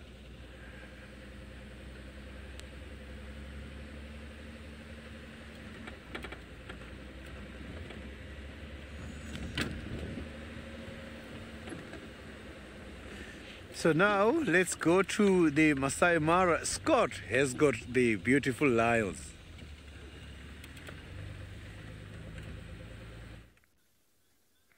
We certainly do. We have the bigger of the two Awino mothers here, who's ended up with the strange name just amongst us unofficially, the crew here. We've called her Butternut because she's quite orange in color and she's big. Bigger than the other lioness that we've given the name Lychee, who's paler in color. And if I'm not mistaken, it was this lioness that was seen with that really interesting interaction with David about, I'd say 4 days ago, maybe 5 days ago, when she was initially kind of at the heels of a beautiful young male, a newcomer to the area, but then Kapuli seemed to win her over by the time the sunset safari came along, and then they mated a few times, and then she just kind of ran off and left him behind, which is strange, not normal kind of behavior, but as I was saying yesterday, I think, sometimes the ladies just give new men a little bit of what they want in the hope that they kind of start building a relationship with them. So, clever move on her behalf, even though I don't think it was full-blown mating, otherwise she would have been inclined to stick around with him. And maybe since then, she's called out once trying to find the rest of the pride. And I'm wondering if since then she hasn't been able to catch up with them. It definitely is possible that that is the case. We haven't seen any of them, nor her, since David had her with Kapuli. So interesting times.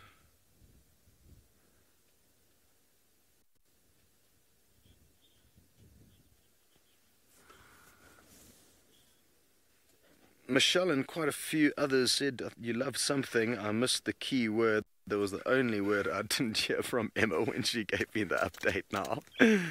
But,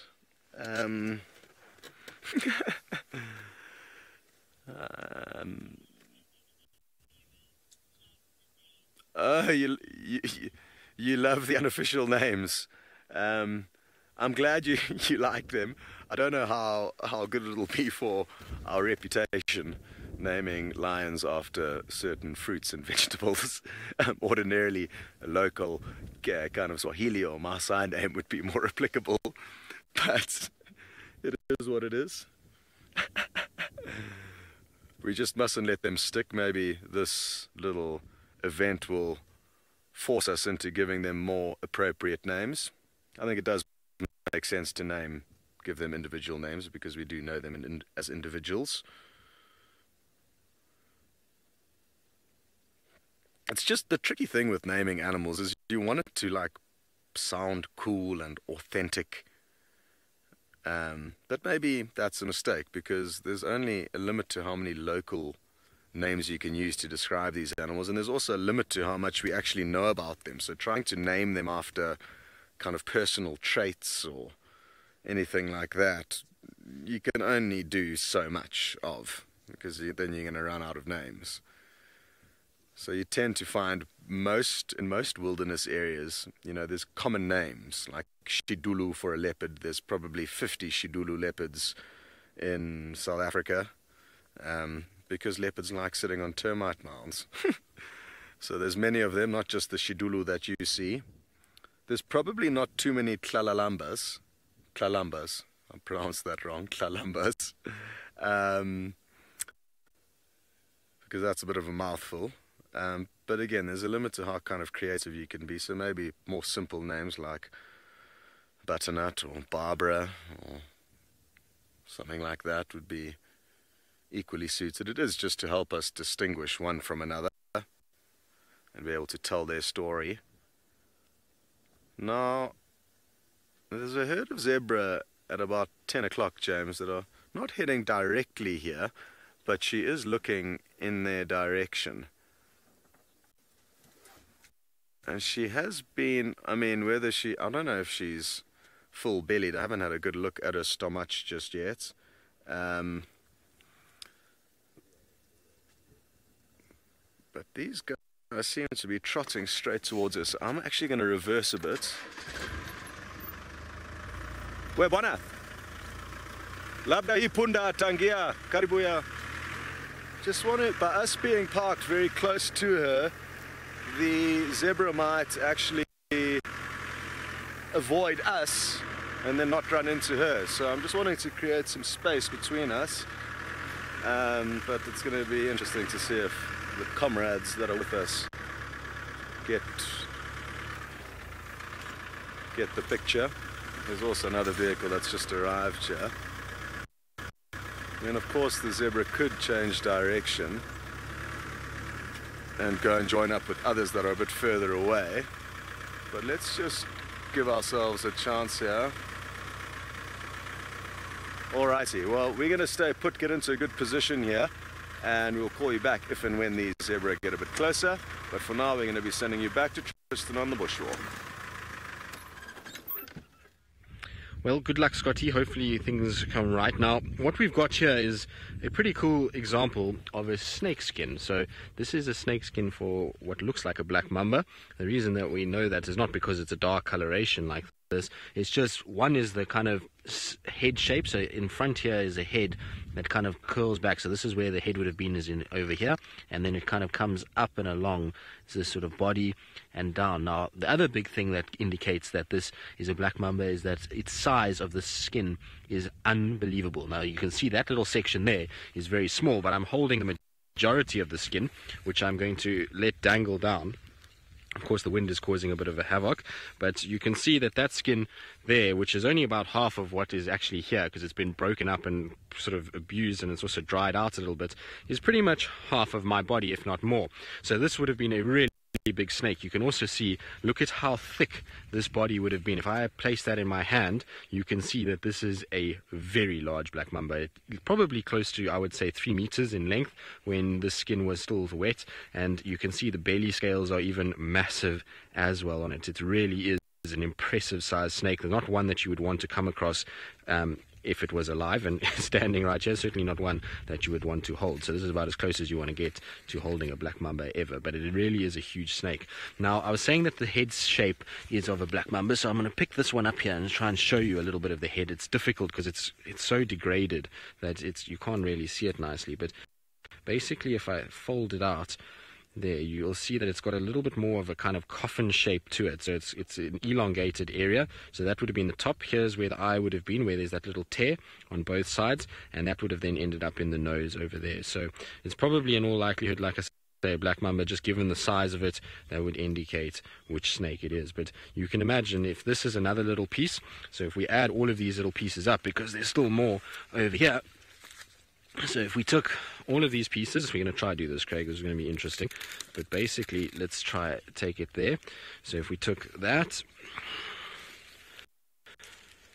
and that, it's not going to really work with the wind, is it? But let's try and add all these little sections together and try and see how long we can get it. But that'll give you an idea of roughly how big the snake would be. There's obviously other little pieces here as well, so it would be a little bit bigger than that, and like I say, this is all dried up, but that is a very, very large snake, not one that you would want to tangle with at all, and it would be one that would easily be able to kill anybody with the amount of envenom it would be able to inject. But that's pretty awesome to see. So Shushan, difficult to say. I mean, it's very dry. The skin is completely desiccated. When we first found it, it was all kind of tangled in together, which means the wind has blown it and it had stuck like that. So at some point, the moisture, it was either still kind of wet when it came off and it folded up, or it's kind of been blown around by wind and then got a bit of dew on it, and that's why it's all stuck together. But essentially, I would say this is very old. I don't think this is a fresh skin at all. It's very crispy, and you can actually hear it. If I hold it up to my mic and I kind of ruffle it around, you can hear how kind of dry it is. It's not a soft skin at all. It's very, very, very, very dry. So, you know, it's not, I don't think this is a fresh skin at all. What's quite cool is actually you can see here on the skin itself, you can actually see some of the little scales that have come off when it's shed. So this does happen. These older scales do pop off from time to time. So there we go. And these are kind of a grey, black or greyish colour, which is the typical colour of a black mamba. But very, very cool to see. I think it's an amazing kind of find that we've managed to get. So we're going to put it back though onto the ground and leave it to just rot away. Carol, not that I've ever seen. I've never seen anything go after snakeskin, not even insects. You generally find them kind of lying about like this on these kind of pathway or on a tree or something, and I would imagine that the snake was actually in this tree over here and used these branches to pull it, and then it's just kind of dropped down onto the ground. But no, I've never seen anything eat it. Maybe there is, but I've never seen, you know, snakeskin eaten. You find snakeskins quite regularly in the bush. It's a common thing to see them. So I unfortunately have never seen one, but maybe there is something. Maybe somebody out there knows something that I don't, that's dealt a lot with snakes. Craig, you ever seen anything eat a snakeskin? Craig's shot a lot of snake stuff before. before. He did some snake things, but I don't know of anything that does it. Careful, Craig, this is very sharp thorns. Now, we still are trying to track Thandi and Kalamba. Their tracks are absolutely everywhere in this particular section. They've been going up and down, and it looks like they're kind of headed into this drainage line and have kind of going slowly northwards towards Buffelshoek Dam area. So we're going to just try and kind of check around. The problem is the buffalo are making it a bit difficult for us and a bit tricky, because we can't really head too far east because all the buffalo are there, and we can't really kind of just ask the buffalo to hold still while we check for tracks of Thandi. So we're kind of a little bit hamstrung by that. So we're trying to just work out exactly where we can go from here to see where she is. I have a funny feeling they went up towards Buffelshoek Dam maybe for water. Herbie thinks possibly she might be on a kill somewhere, because her tracks come from this northern side, and then Thandi and Kalamba play around, and it looks like they're heading back again. So, I mean, that's possible. It could be what's happening. Maybe it's to water. I don't know. We'll try and figure it out. We haven't had too much time because we ended up getting quite engrossed in our snake skin. Right, now, while I try and figure it out, catch up with Herbie, let's send you back across to Sydney, who's left his buffalo and is on the search of other little critters that are out here.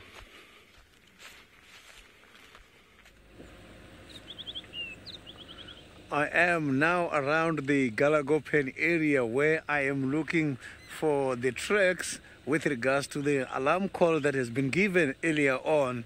The Nyalas were marking quite... Oh, yeah, there is sleeping. Ah, we got that animal now. Look there. You can see the spots there. I'm going there right now. These are the animals who were making the alarm calls. And thank you very much to the Nyalas for updating me with regards to this spotted cat. So I'm just checking now which can be my best approach direction. I think it will be a great sighting if I approach from this side. I'm not too sure which animal is this, but probably this is Hosanna.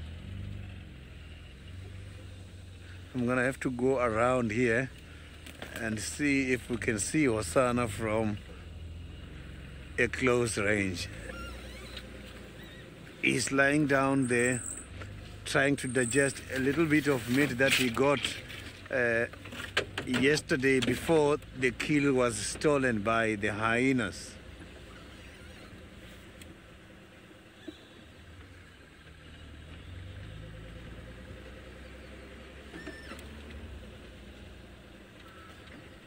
So I'm just gonna go down here.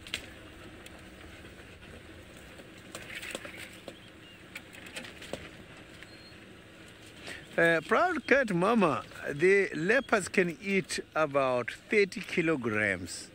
That is a lot. So they eat about 30 kilograms a day.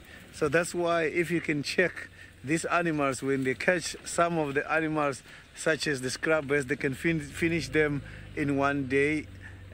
On a very short space. But when they catch something big, which is between 18 to 25 kilograms, such as a decker as well, sometimes it can take time. Warthog, which is also very much bigger than that, is going to take much time. The thing is, animals sometimes, they kill something when the stomach has got something already inside.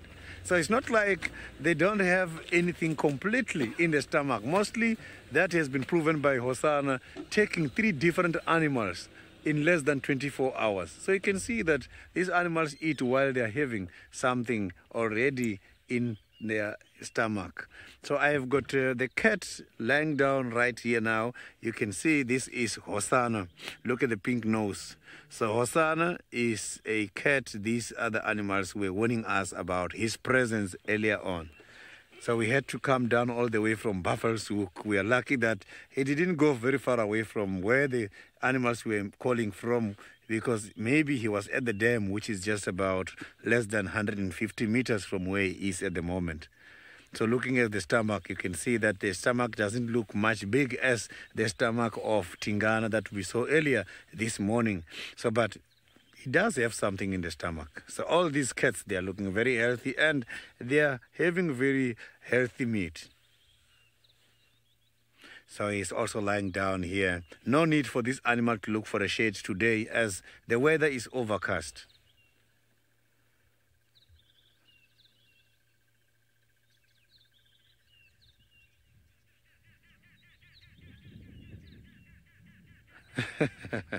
Indigo girl, indeed, the pink nose of Hosanna is lovely. This Hosanna is now fascinated by the presence of the Nyala. There is a head of Nyala. I can see those Nyalas that reported about his presence. They are not very far, and he can see them. Let's see what his intentions are.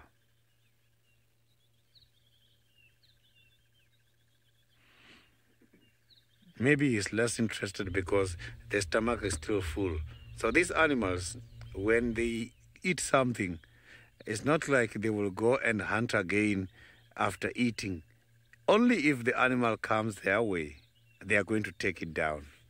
They check if the body weight is too much. They know too much food in the stomach limit their ability to run fast.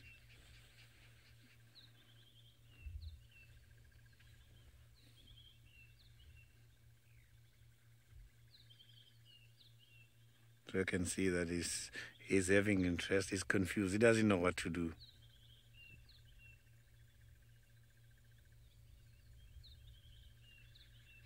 So the last time I saw Hosanna, it was when Hosanna and Hukumuri interacted a few days ago. And he managed to run very fast and escape danger.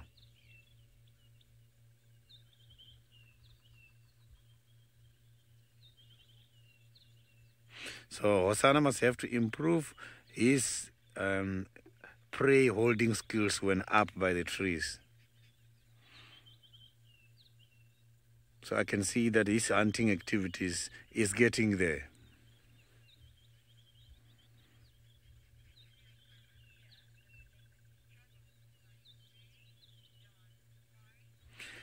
So the leopards, they struggle to find food during the dry season, because during the dry season is when the vegetation is very dry, and they prefer to use this available vegetation as cover.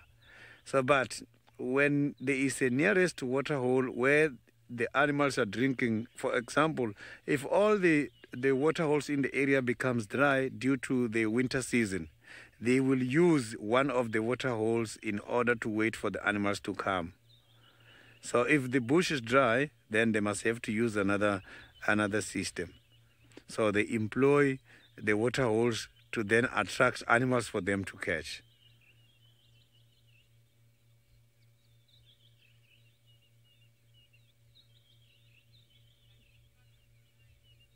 So now let's go back to Scott, who's got some lions. Look now, you can see that he is now looking for something. Look at that.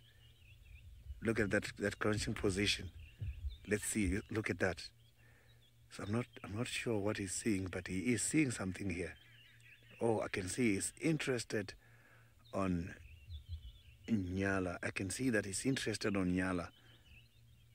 And those Nyalas, they are moving much more this side, and the Nyala I'm seeing looks much bigger. Maybe he's targeting the small Nyala amongst this group. And his last prey, it was a Nyala. Let's see what he's thinking now. So you can see that these cats, they can lie down, but when they're lying down, it does not mean they're not concentrating. When we got here, this cat was lying down flat, but his reaction now towards that animal, you can see that he is very active. He was just relaxing.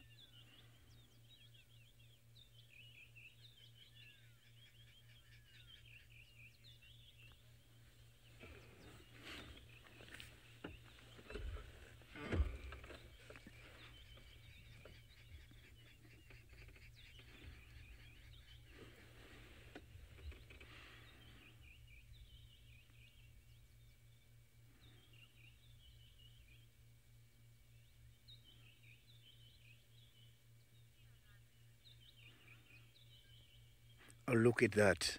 This is quite a lovely sighting. I have got one of the spotted cats here in the Juma Game Reserve, the Greater Kruger National Park, just by the western side of the Greater Kruger National Park, next to the Galago Pen. I am Sydney Pumuna Mikosi, and welcome to the special broadcast. I have got a predator trying to hunt something. On my camera, I have got Sebastian. This cat we are seeing right now here is a cat which is just about 18 to 20-something month old. He's still very young, but now at his own, he's trying to do some hunting activities. Let's see what this cat is thinking about to do now. You can see that now at this position, he is trying by all means to investigate about what those animals are doing. And for your questions and comments, you can follow us on Twitter, #SafariLive. You can also follow us on YouTube chat stream. Let's see what is going to happen here. I can see this cat is fascinated by a group of nyalas which are not very far away from where he is. Right here next to me, I can see the nyalas at a distance of approximately 100 meters, 110 meters. And he is right aiming at those nyalas. So that is one of the female nyalas as part of the group which is now under a very strong scrutiny by this male leopard.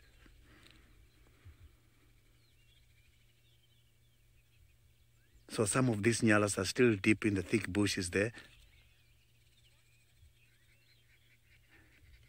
Wisteria, this is a lovely leopard, a beautiful leopard indeed. You can see that he's got a very beautiful rosette spots, and his ears, the irritability works perfectly. Look, now the ears are up and running, and the movement of the head is telling you that this animal might move at any time towards his target.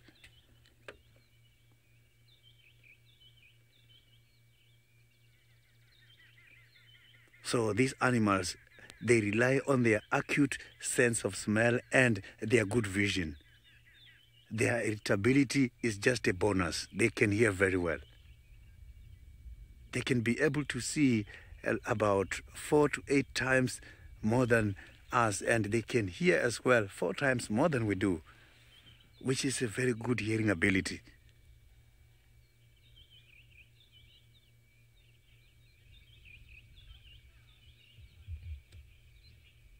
Livingston, the distance between me and the leopard is just about less than 10 meters, and this leopard is not even worried at all about my presence. I can see that all he wants is to get hold of the target. Yesterday we saw he lost a nyala from a tree which was then taken away by a group of hyenas. Maybe he wants to capitalize that mistake today. Look at that. This is lovely. The ears are still trying to concentrate, and the movement of the head you can see.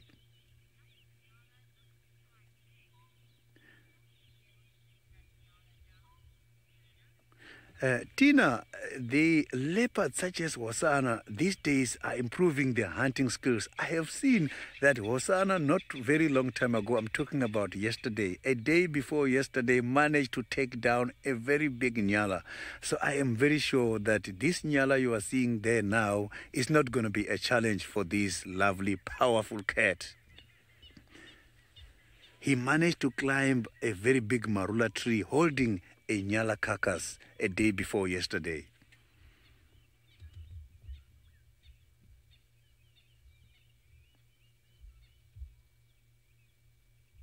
So you can see now that he's checking everywhere.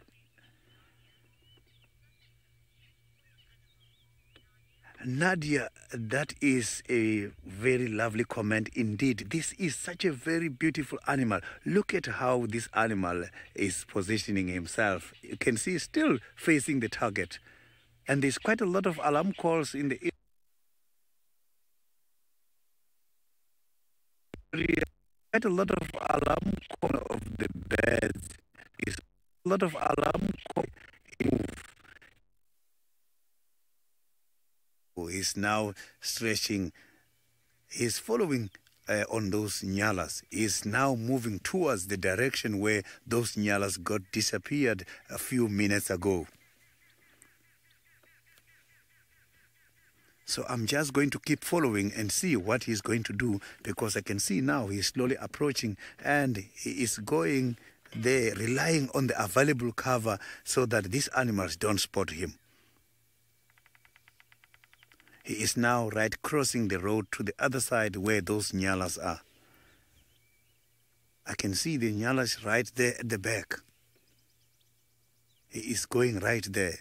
So I am now going to pull forward so that we can see what is going to happen next.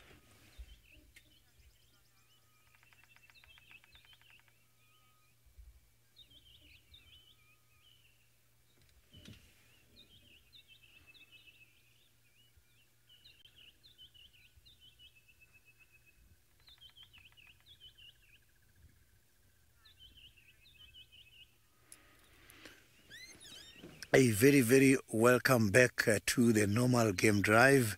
I am still Sydney here out following Hosanna, trying to track down the group of Nyalas. For your questions and comments, follow us on Twitter, #SafariLive, and you can also follow us on YouTube. I am going to drive further now and see what is going to happen there. I am very much interested to see what is going to happen here.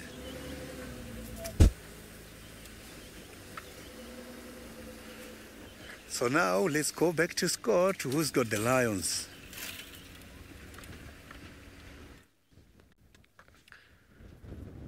Well, not too sure what ended up happening there with Hosanna and the Nyala, but it sounded like it was exciting. Now, we've come back close to her after the initial excitement, with the zebra kind of heading in her general direction. We moved away to make sure they didn't kind of veer around our vehicles as opposed to running slap bang into her. But while we were parked far away, she started roaring. So she's clearly more interested. Oh, nice big yawn. She's clearly more interested in trying to find the rest of her pride. And also, now that we've repositioned, and so is she, we can see that she's well fed. So she's had no trouble feeding herself, even though she has been alone, which is testament to her hunting prowess. And I just can't help but wonder where the rest of the pride could be, A, and B, how long she's been apart from them, and C, why did they split up in the first place? We will never know the answer to those questions, but we can come up with our own theories as to why or how and when. What would be absolutely epic is if we actually got to see them reunite, because there'd be a lot of joy, not only from her kind of equal, the other lioness in the pride, the other mother in the pride, but also her two youngsters. This one's got two youngsters, the other lioness has got one youngster. Whee! Blessings, sorry about that, everybody. So yeah, and those youngsters are probably around 1.5 years of age now, as a rough guesstimation. So they're not cubs, they are sub-adults, for any of you who may not have had the joy of meeting this pride yet. Very good.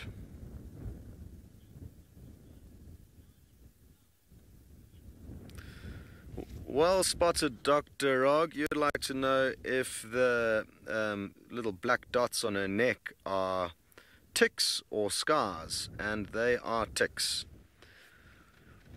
And maybe because she's been alone, she hasn't been, hasn't had the privilege or joy of being groomed by fellow pride members, and maybe that's why she's in such a state, because it is the first thing I noticed when I arrived here. So thank you for bringing it up, because I should have brought it up myself a little bit earlier. Oh, is she going to give us another roll? She's thinking about it. Now you can see that she's got no concerns for getting another meal. She's looking quite plump.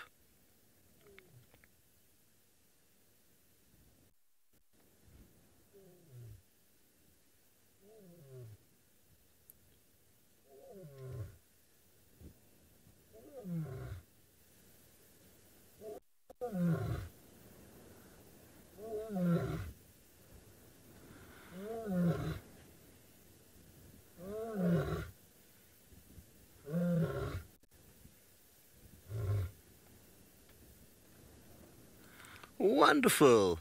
Well, it's not every day that you get to hear lions roaring, especially at this time of the morning.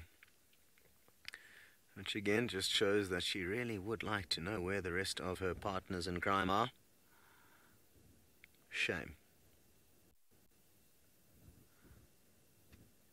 I wonder how far and wide she's been searching. I mean, the fact that she hasn't been able to find them, and their senses are just so much better than ours, their smell, their hearing, it must mean that they are far away. The tricky thing with her calling out now is that it's so windy. So unless they're downwind of her, it's very unlikely that they'll hear her calls unless they're close. And not only that, last night was dead still until about midnight. That's when I started hearing my tent flapping about. Which means, even then, in perfect conditions, when it was dead still and her calls would have carried far and wide, the fact that she hasn't managed to join up with them, I guess, leads us to be able to make a safe assumption that they're nowhere nearby.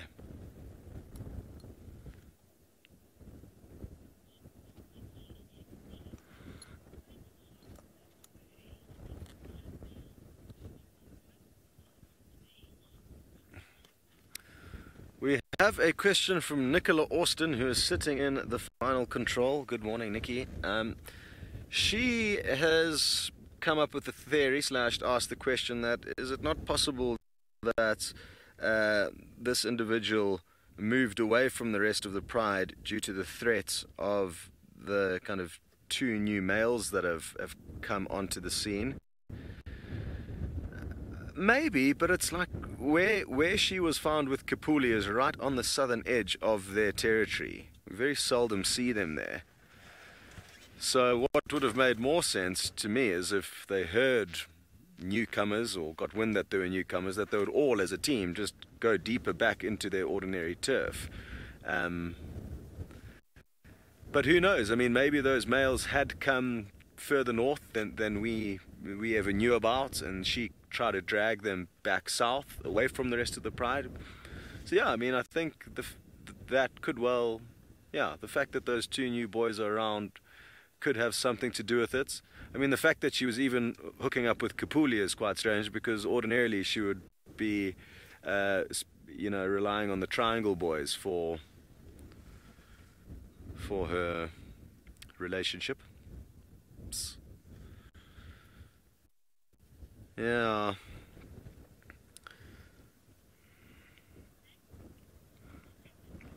Alrighty. Well, there's some exciting news. Back with Sydney and Hosanna. Off you go.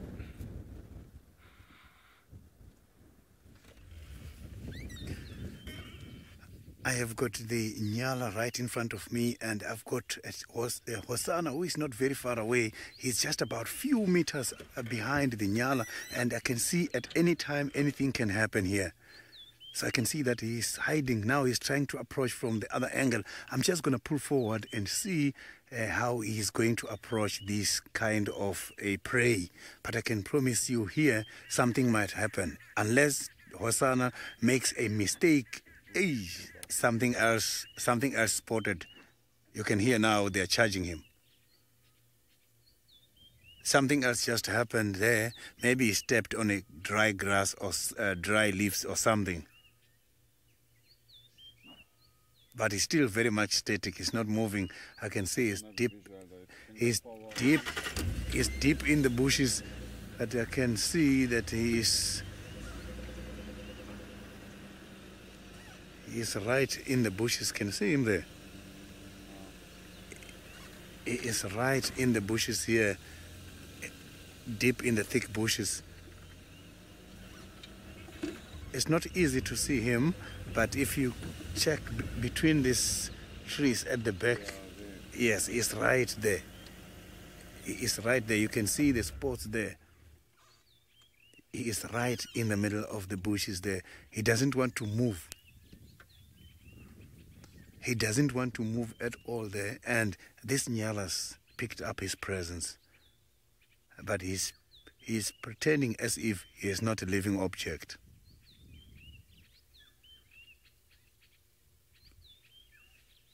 He's very much camouflaged. And these nyalas, they are not yet convinced that he is not here. They are convinced, they know that he is here.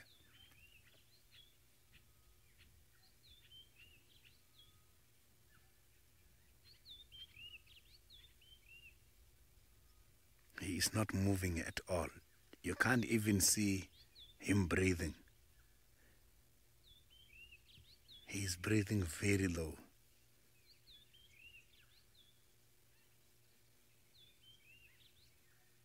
He managed to find an available cover. And the nyalas are not barking anymore.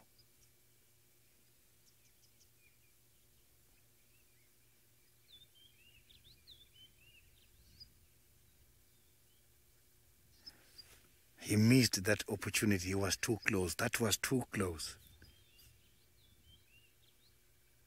I was definitely sure that he was going to jump onto that nyala.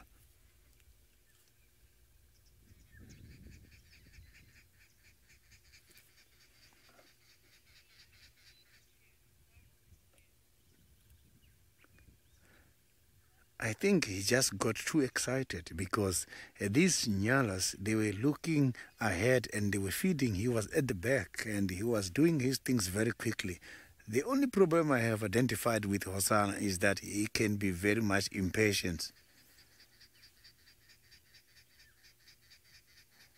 But that's going to change because it all goes with experience. He is not very well experienced. He is not a well experienced hunter.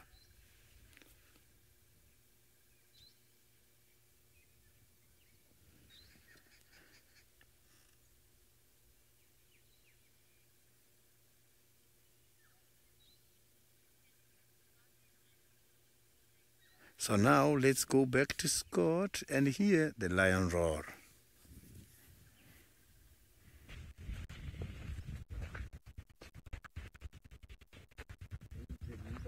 Late, and I am actually talking to my dad on the phone, but I can't hang up because my phone's freaking out. So, Dad, you'll just have to listen to me. Don't talk. I can't turn the speaker off. Oh, there we go. It's off, so now you can't hear him talking. So she was just calling again briefly, but she stopped as you jumped back on board with us. I'm hoping she's going to keep moving and search for them, but she seems quite comfortable on her throne here. So, and like, oh, here she goes again, maybe.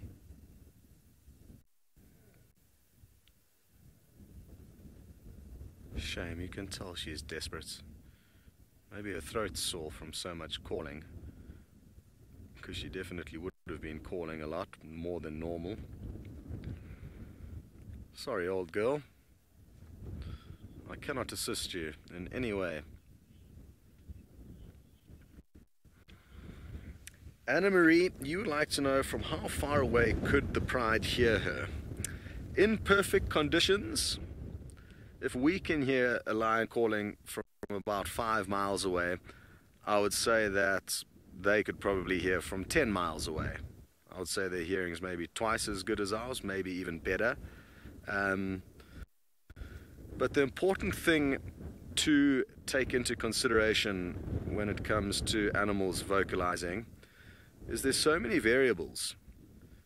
Like I said earlier, the way the wind is blowing.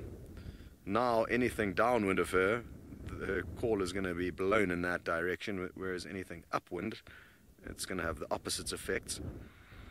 Even simply the direction she is facing. I mean, when we're sitting close to lions like we are now, if they're facing the vehicle when they call, it's twice, almost three times as loud as when they're facing away from us, even though we're the same distance away. And that's why it's always, for me, difficult to try and guess as to where exactly lions are vocalizing and or how far away they might be, because you don't know which way they're facing, and that alone is going to have a huge effect on the volume or the loudness that you hear it. So But like I said earlier, Anne-Marie, I mean, the fact that last night was... Just keep quiet for a second.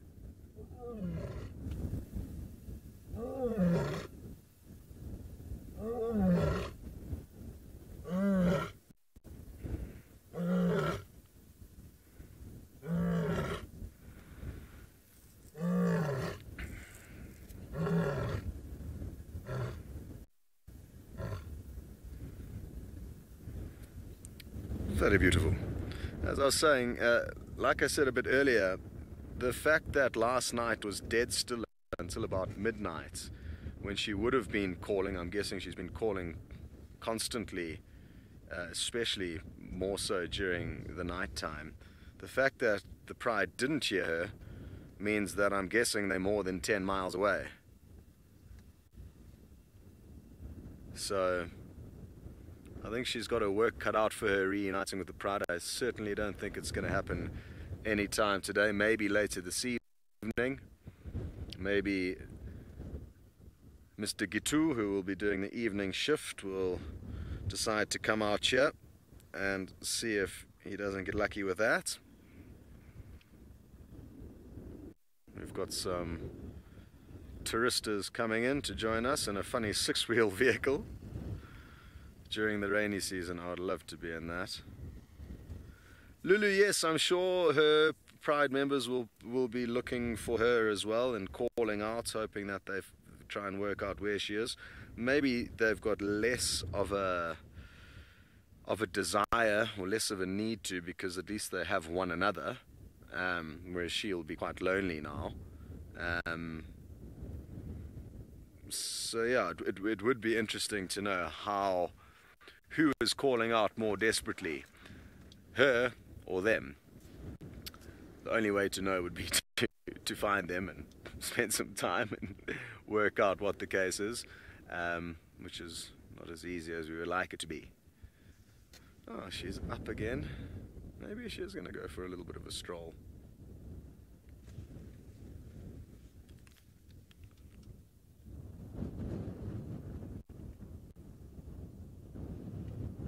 Hopefully I'm completely wrong and she's actually talking to them and can hear where they are. I mean, there's a slight possibility that is the case. I've been scanning around with my binoculars, hoping that we're gonna get a glimpse of some lions making their way in this direction, but no joy.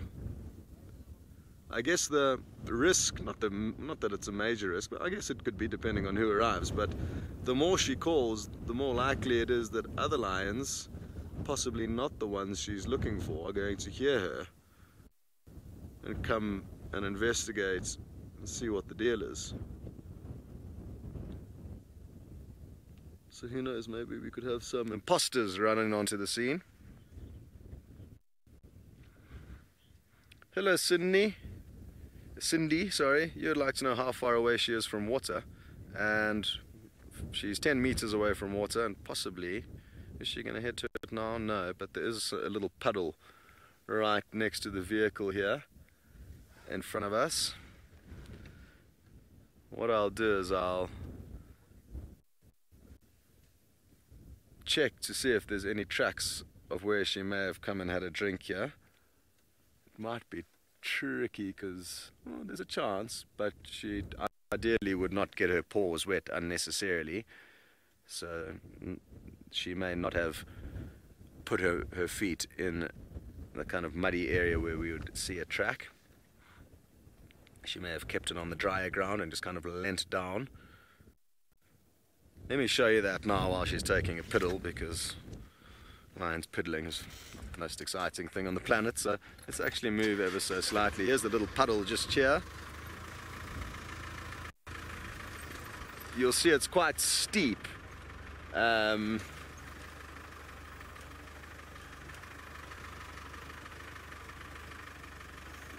So in order for her to get down and have a drink, it would have been quite tricky. I can't see any of her pug marks there, but she could have had a drink over there. Doesn't look very appetizing, does it? Chocolate milkshake. Alrighty, well, at least she's on the move. Who knows? Maybe she's heard the others calling and she's heading straight towards them. Hopefully that's the case. Or maybe she's going to find some shade under a tree, although it's not that hot yet, even though the sun is shining. There's a nice cool breeze. We're going to keep on tagging along with her and send you back to... I'm not too sure who. Well, hopefully you find what you're looking for, or she finds what she's looking for. Now, you can see that we are with a herd of impala, and what you might be hearing is them snorting as well. Now, they're not alarm calling at Thandi and Kalamba, unfortunately, even though we would hope that that had been the case. But what has been interesting is that they've been displaying rutting behavior. So they've been chasing each other around and gargling and snorting and carrying on. And it really is very, very late for that kind of behavior. I mean, we are now way too far for these guys to be mating, so I'm surprised that they are actually making as much noise as they are.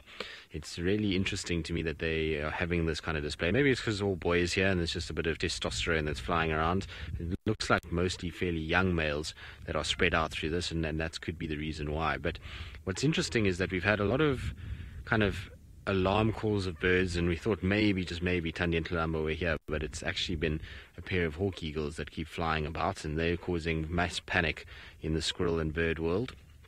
And in terms of Thandi and Kalamba's tracks, we just can't seem to figure out where they've gone. We kind of went back to where we first started, and then the tracks were going south, and we just can't find them on the paths that we would typically expect to find them. So it's possible that they've either tried to get around the buffalo and move kind of further east, and we just missed the track because of that, or they might still be stalking this herd of impala. If they've been as vocal as this, and Thandi's been close by, I wouldn't be surprised she's been stalking them, in which case finding her will be quite tricky. She's going to be as hidden as possible and trying to keep a low profile, and well, we're not going to help her in any way if we try and kind of track her there. So what we're going to do is try to go around these impalas, just check one more time, and then probably have to try and start again this afternoon. But she really is kind of moving around in circles. They definitely were together, so wherever they've gone, hopefully is not too far away.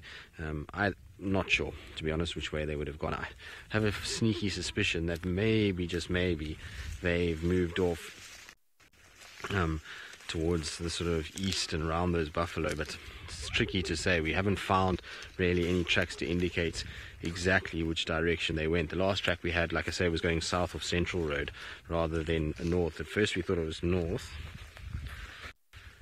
What's this? So there's a track here that you can just make out. There's the back of the pads there, but this looks to be for a male, not for a female, which is interesting. It could actually be a hyena. It's difficult to see. No, it is a hyena. You can see the claw mark over there, and then that kind of lobe shape there, but it's a hyena, not for a leopard. But it was just the toes that kind of caught me at first. Now, Daniel, in terms of how do we know we're looking at a fresh track rather than an old track? Well, the ones that we saw on the road are quite simple because they're on the road. They're on top of all the vehicle tracks, on top of the buffalo tracks, and on top of hyena tracks. So all of those indicate that was fairly fresh. The buffalo obviously walked that direction along the road, so we know that they were around. We found them this morning. Hyena tracks, that's generally at night, so when you see them on top of that, you know that it's a case of that animal has moved either during the night or early hours of the morning, so that's another indication. And then also just the way the track looks. So the track is very clean, it's crisp, its edges are clear. You don't get that on older tracks. Older tracks, as the wind blows, it sort of roughs the track up quite heavily and makes it a little bit more tricky to actually see what's going on. So, you know, I mean, these tracks look as good as we could possibly get. They're from, I would say, early this morning, and I don't think she's that far away. It's just, as we know with Thandi and Kalamba, they can be tricky to find, and the problem that we've got is that we can't really push too far east with these buffalo being around. That's making it quite tricky to be able to actually kind of track on the eastern side of these tracks, which is kind of where Herbie reckons she might have gone to. So that's making it a little bit difficult for us. And then on top of that, you know, the light this morning really isn't good either for tracking. So when you get overcast light like this, it makes the tracks a lot harder to see. As soon as you've got a little bit of sunshine, you get a nice shadow on the track, which is what you're not getting at the moment. Now it's like a giant softbox, so all the tracks become much more difficult to actually see than they would if the sun was out. So, you know, it's not the greatest conditions to be tracking checking in and not ideal. And I think if we had a lot of time, we might be able to find her by, later this afternoon. But now this morning, I think we're going to really struggle to catch up with her in time, unfortunately. But it's okay. At least we now know where she kind of is, and that both her and Columba have been together. I know there was a bit of worry because the tracks were always no one had really seen the tracks together. So hopefully we'll find them this afternoon if we don't find them this morning by some bit of luck. Like I say, I don't expect us to find her now. We kind of got to try and find the tracks first and work out exact directions, and I think she might be quite far away from where we are. Now, someone who's had far more success in tracking down who they needed to was, well, the lioness that Scott's been following. Sounds like she's reunited with the rest.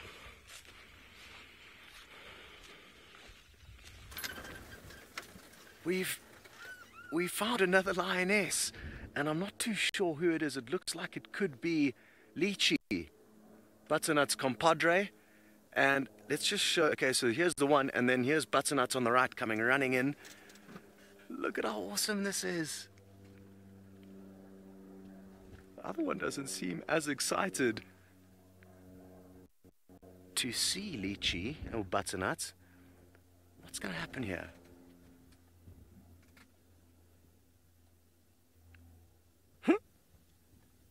Oh, hello. It's so good to see you again. It's really strange that the one really wasn't as excited as Butternut was. No, that looks like a youngster to me. Or is it the other lioness? I can't seem to work it out. So it could be one of the two daughters. It is one of the two daughters. The ears look in too good a shape to be the other mother. Both of the mothers have got quite scraggly ears. Well, this is awesome. And it could well actually be her daughter. Well, I'm so glad that my theory that they wouldn't be able to hear one another has been blown out the window.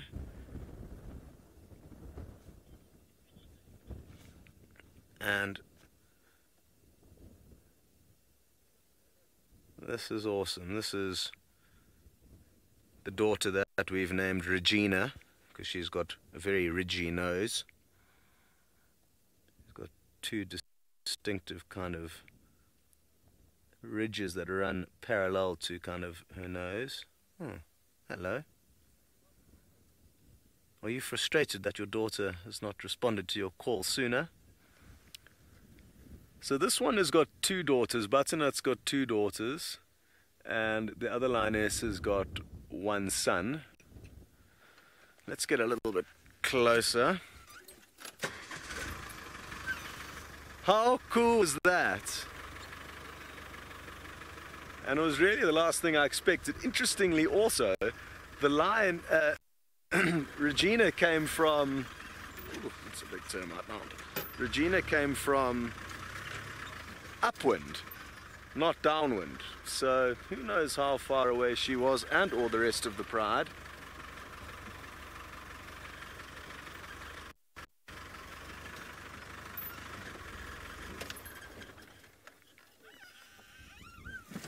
Yeah, Lisa, you're right. It does look like she was getting reprimanded after the initial cuddles and happiness to see one another. Mom was actually like, you know what?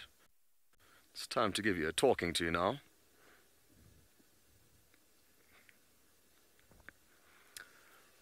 Marvelous, marvelous stuff. Well, finally, at long last, we've kind of caught up with the Owino pride, even though it is just two of them.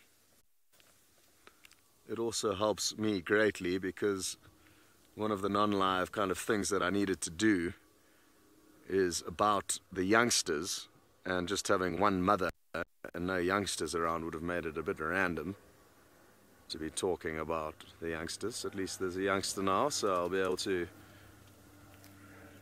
do a better job at that. So it's all working out quite well. I wonder how far she came from. Wouldn't it be nice to know?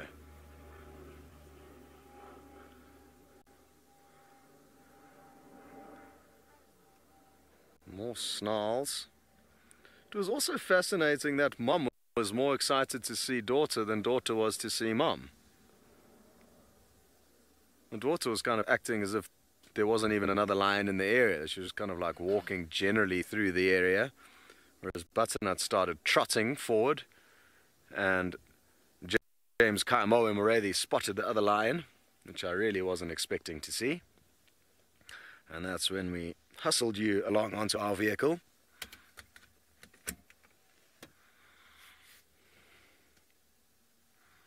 So hopefully now they're going to be able to...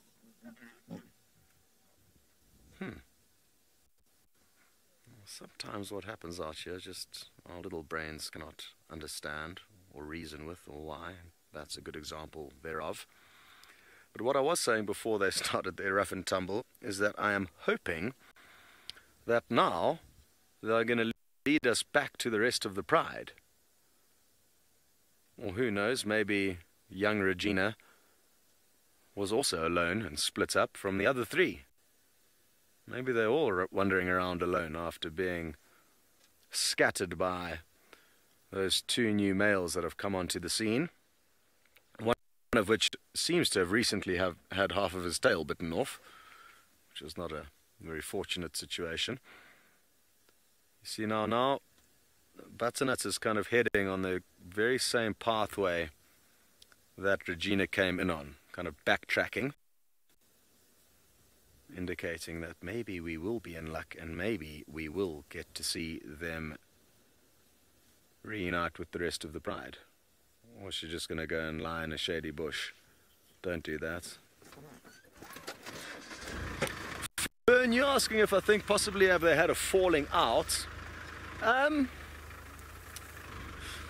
doubt it. There's not really much of a reason for pride members to have fallings outs, outfallings, falling outs. But interestingly, in the mire, the dynamics of the lion is quite different from how they ordinarily act, in that lioness do split up from their natal prides. Usually lioness will always stay together and only the young males will move out. But here quite often there's splitting up and rejoining, and interesting dynamics.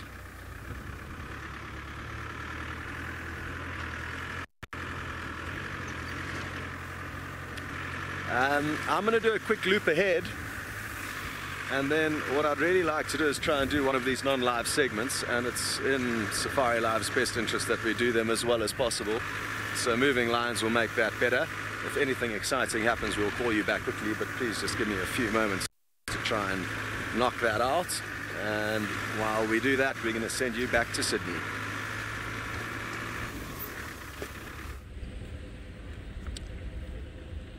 I am now heading towards the new hyena den in Juma after I left Osana, who is now lying down flat doing nothing. So now I am going to see if we can see a small hyena.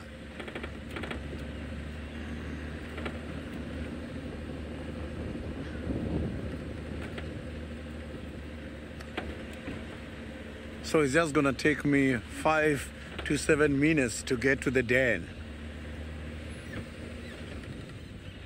So I'm missing the little hyena at the moment. I haven't seen him or her for some few days now.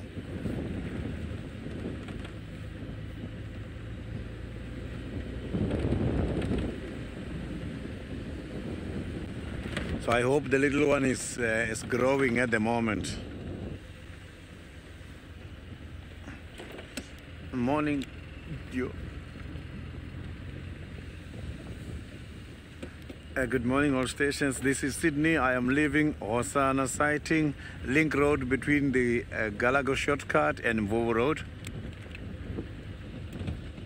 So now we are heading to the hyena den.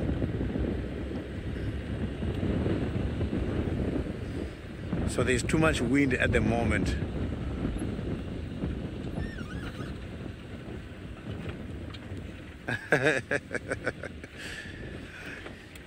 I prefer the wild dog pups. The wild dogs puppies, they are so very interesting. Specifically when they are playing, it's lovely. So I enjoy the wild dog pups the most than the hyena cubs.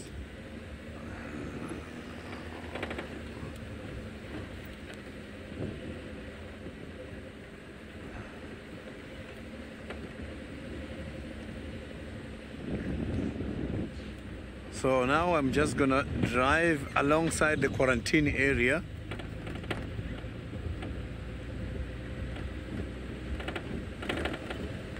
But the hyena cubs are also cute. So the new hyena cub is still... So there is a new discovery in Juma. So we've just recently discovered a hyena den in Juma, and there is one cub in that den, and this cub is still very much dark and it's more kind of a dark brown color. So you will see when we get there. I hope we're gonna see the cub today. So it's a cub which belongs to a family, a clan that is staying in Juma at the moment.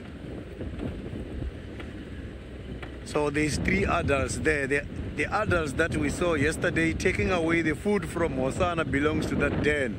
And the 2 that I also saw this morning waiting for a chance by Tingana's kill for the warthog, they also belong to the very same den. So, and I'm sure this 2 is the 2 you saw yesterday, because another one is busy nursing a new cub.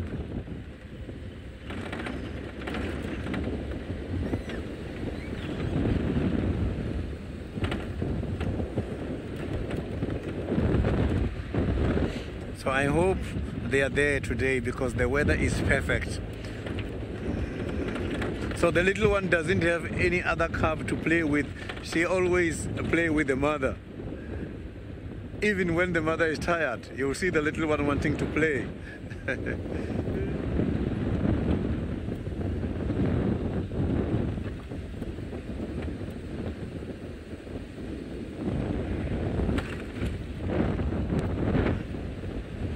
So it's getting very windy at the moment.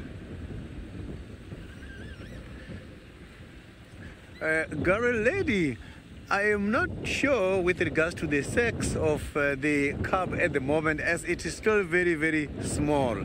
But as time goes on, we are going to be aware about the sex of that little one. And they're still now playing hide and seek. When the mother is there, when the little one picks up any noise, anything, runs into the den.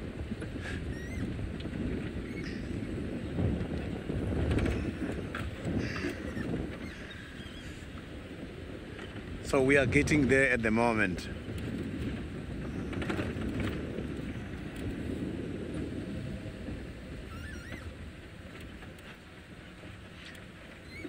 Oh, it seems like there's quite a lot of other animals in that area. Let's hope they don't disturb the activities of the little one.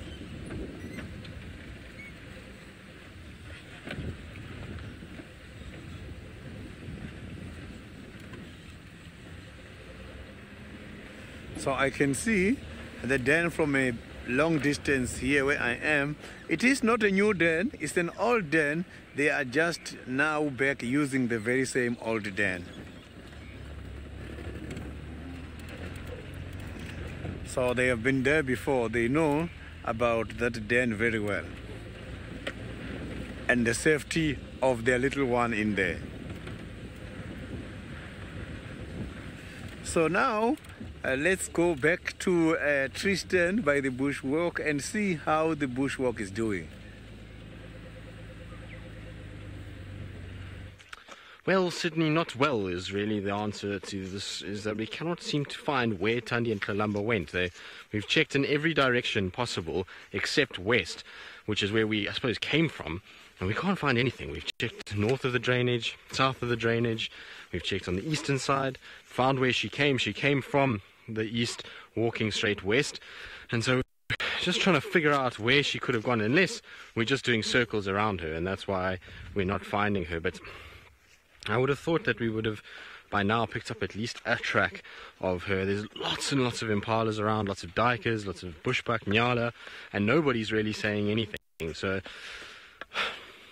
Thandi, she can be a frustration, but it's okay, we'll find her. And now at least we know where to kind of start searching for her intensively, and I'm pretty sure in the next few days we'll be able to pick her up at some point. This afternoon I'll definitely come back into this area and just try and see if we can find something where she's maybe potentially gotten off onto a road, maybe water. I was trying to think where she would go from here for water. The probably nearest would be Buffelshoek Dam, and we know that she does spend some time up there, so that might be the plan for the afternoon, is head up towards Buffelshoek Dam. I'm sure there's buffalo might be around that area as well, so at least got some promise to it. But I'm surprised, you know, the ground is soft at the moment, so finding tracks should be fairly simple, but they just seem to vanish. It's as though they grew wings, the two of them, as, like I say, only Thandi and Lalamba can do. The two of them can be very tricky to track at times, and even Herbie said to me he's not sure why we haven't found tracks yet, but we'll eventually pick it up. We're kind of still looping around. We're now coming to kind of the southwest of where those tracks were. Try and check if she didn't come this way. If not, then we must be just walking around her very, very, very close to where we first had the tracks, and for some reason I'm just missing her as we're doing it. It's, I suppose, can happen. They are masters of camouflage, and if a leopard doesn't really want to be found, it might not. Also, the presence of buffalo. Sometimes, you know, leopards will kind of see buffalo and then they'll try and get into a little thicket and try and hide away. I believe there was quite a crazy sighting recently on Mala Mala of a leopard actually being hit by a buffalo and being thrown into the air and then kind of having to hide away, and then eventually made an escape, but they didn't know which leopard it was. So hopefully it's none of the leopards that we know. Being tossed by a buffalo probably is not in the best interests of any leopard, to be honest. Certainly don't think I would want to be tossed by a buffalo into the air in the middle of a stampeding herd.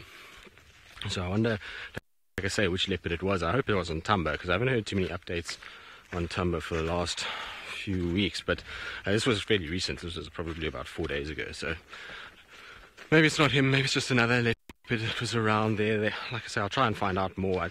They didn't say who it was. They said it was unknown, that they didn't get an ID, but we'll try and see if maybe somebody has any idea as to who it could be, if it was male or female. I wonder where actually Tumba's been spending most of his time. It sounds like that side of the world. Shishant, maybe a bit early still. In fact, yes, very early still. You know, Lalumba's only now about 10 months old, so she's still got a little bit of a way to go. 11 months now. She's 11 months old, actually. So she's still got a bit of a way to go. And, you know, Thandi does leave her cubs quite early sometimes. We know with Tumba he was left just over a year old. But theoretically he's still a little bit early. Normally it's around sort of 14 months is generally where Thandi goes with it. So we'll see. I mean, Lalumba's fairly independent. She does her own thing quite a lot of the time, and so I'm not sure. I reckon we still probably got a good 2-3 months at least with her with Mom before we'll see Thandi starting to mate again. But you never know with Thandi. She's always up to us and things. And maybe this sort of presence of this other female with Tingana and mating might indicate that she'll come into an estrus quicker. I don't know. It's difficult to say, really. I think we'll just have to wait and see, unfortunately, and see how Thandi goes and how Lalamba reacts. And I reckon, like I say, 3-4 months time she might start getting a bit of pressure from Mom, and Mom might stop providing for her as much as she has. So we'll just have to kind of play it by ear though and see how it goes. But theoretically 14 months, 15 months normally, which would be what, January, February, somewhere there. Be interesting also to see where Lalamba goes. Billy, I'm afraid, no, there's no snails. So Billy, 6 years old, loves these African land snails and wants to know if there's any snails around. And unfortunately not, until we get a bit of rain, Billy. We're not going to see too many of the snails. As soon as there's rainfall, they will come out and we will see them. So maybe today with a bit of overcast weather. It doesn't actually feel like it's going to rain though. It's not really kind of that weather. It's just coolish. It doesn't have that kind of humid feel yet where when you get that humidity, it starts to build, and then you'll start to see the snails coming out. So hopefully soon. I know the snails are a firm favorite of many, They're actually very cool animals, and amazing to kind of see them creeping around and moving around. So we'll have to hope for some rain, Billy, unfortunately, and it doesn't look like the rain is going to come anytime soon. We kind of seem to be having a lot of heat and a lot of this kind of overcast weather, but no real solid build-up of a thunderstorm yet. So hopefully soon. Should be about now. Right, well, sounds like Sydney, who has kind of tried all morning to get to the hyena den, has finally got there, and it sounds like he's a little disappointed at what he's found.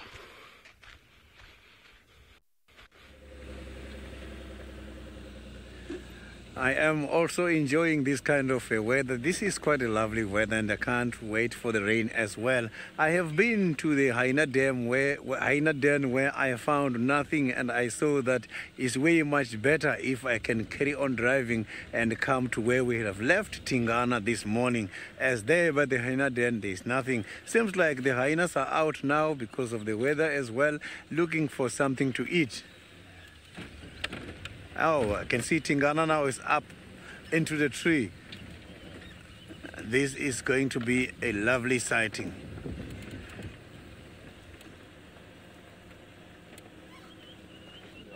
I can see the hyenas as well. They are here on the ground.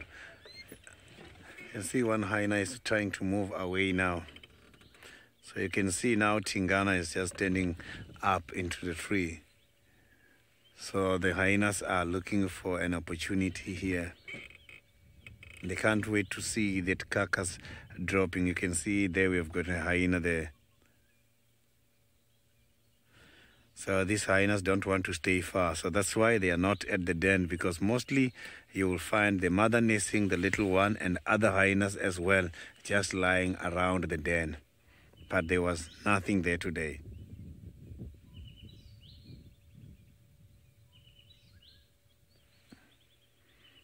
And this is quite a lovely sighting. You can see these animals can be able to balance nicely.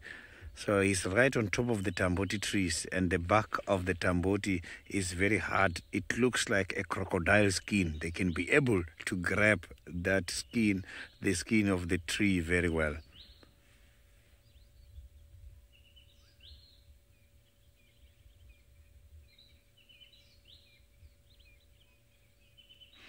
So let's see what he is thinking. Another hyena is at the bottom, right at the bottom of the tree.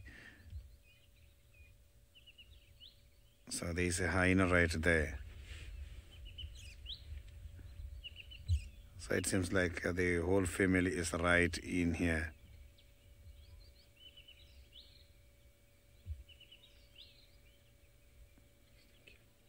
So you can see now the kill is not far away from where it is right high up.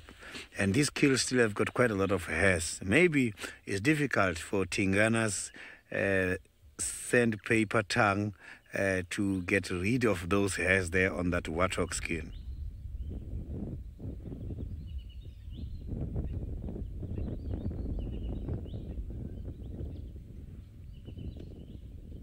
So you can see now that he is just relaxing again. He's not comfortable with the heavy load he's carrying in the stomach.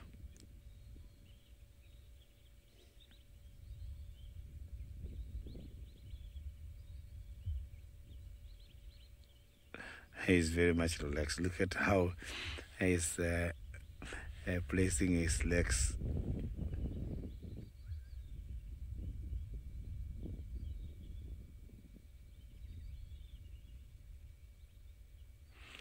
So this cat is going to be here much longer, because I can see that carcass still have got quite a lot of meat there.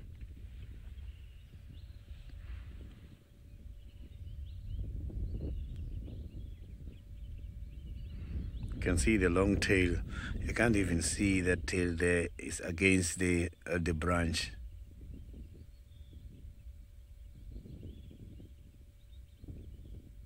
So this tail can be long up to 60 to 110 centimeters. It's quite a very, very long tail.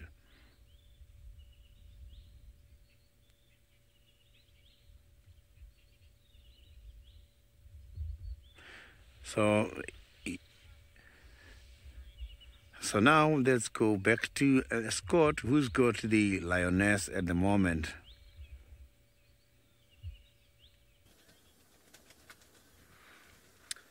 Well, it sounds like a great morning. Tingana up a tree. Mother and daughter of the Wino prides have reunited. This is the daughter here. She got up, they were lying in the shade, and all of a sudden she got up and kind of walked intently in this direction, looked to the north. So I'm not too sure what exactly got young Regina's attention, but something did. Obviously not too serious, because now they are back in the shade. They've moved probably a quarter of a mile, if that, since you left us. They had one or two little kind of playful tumbles, and interestingly, after one of the playful, maybe not so playful tumbles, they didn't kind of walk side by side. They walked about 50 meters apart from one another. So some interesting dynamics. Very good. I managed to finish my non-live pieces. It's an absolute nightmare having to do these things because we're all so bad at it. It takes so many takes, and we're used to doing things live, and if you blow it, you blow it, and you guys understand that it's difficult to get everything right all the time. But with the non-live things, you have to get everything absolutely perfect, and it's not easy. Anyway, we've got it done. Let's get a little bit closer now that they're back in the shade, because we're not going to see anything from here.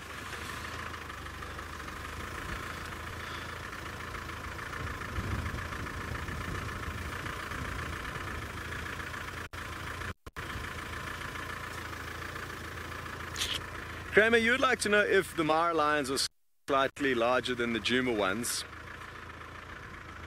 I don't think so.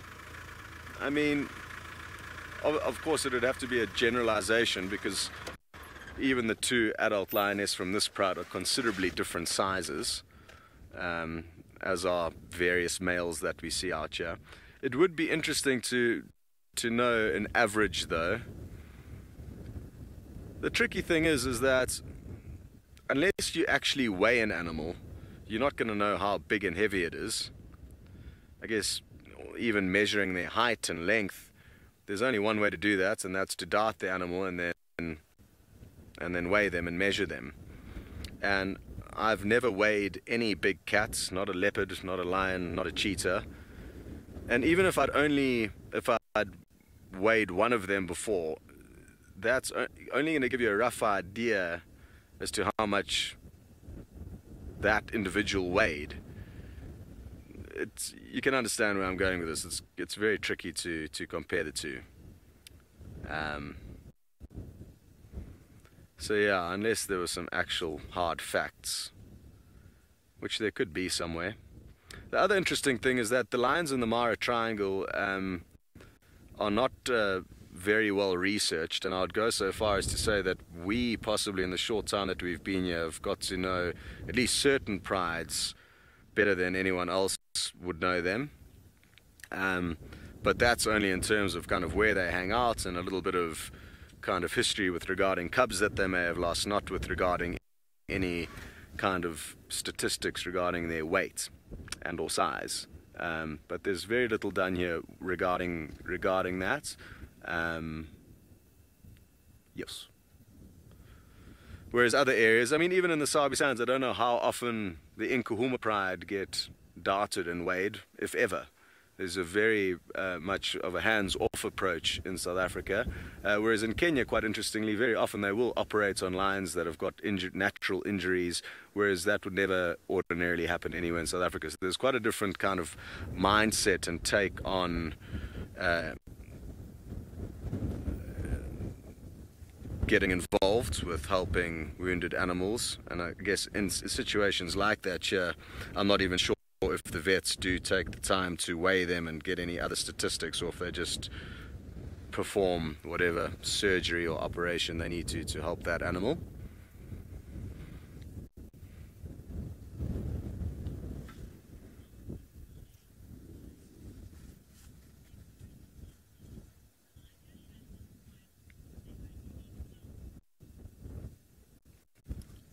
I'm copied everything, Emma, other than the final word. Their own unique what?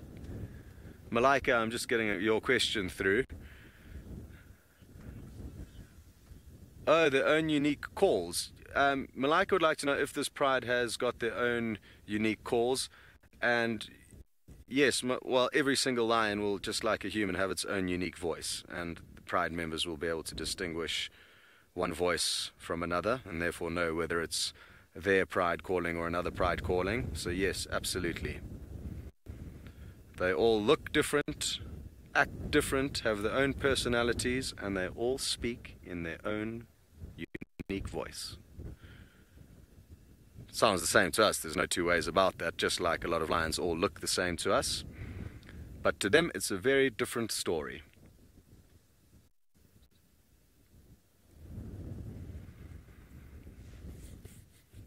Now, I'm hoping old Butternut's going to get some grooming from her other pride members. It doesn't seem like her daughter's been too interested in that after their interesting interactions this morning, but it would be interesting to see if a few days after she hopefully relocates with the rest of the pride, if we notice less ticks in and around her neck. Obviously the area that we were looking at, the large amounts of ticks on her earlier, was right below her neck, which is a difficult spot for her to groom herself. She could scratch those out though with her paws, but she wouldn't be able to nibble them out because her mouth can't get to that part of her body. So maybe that will require the other lioness to nibble through her fur and pluck those out, which they do.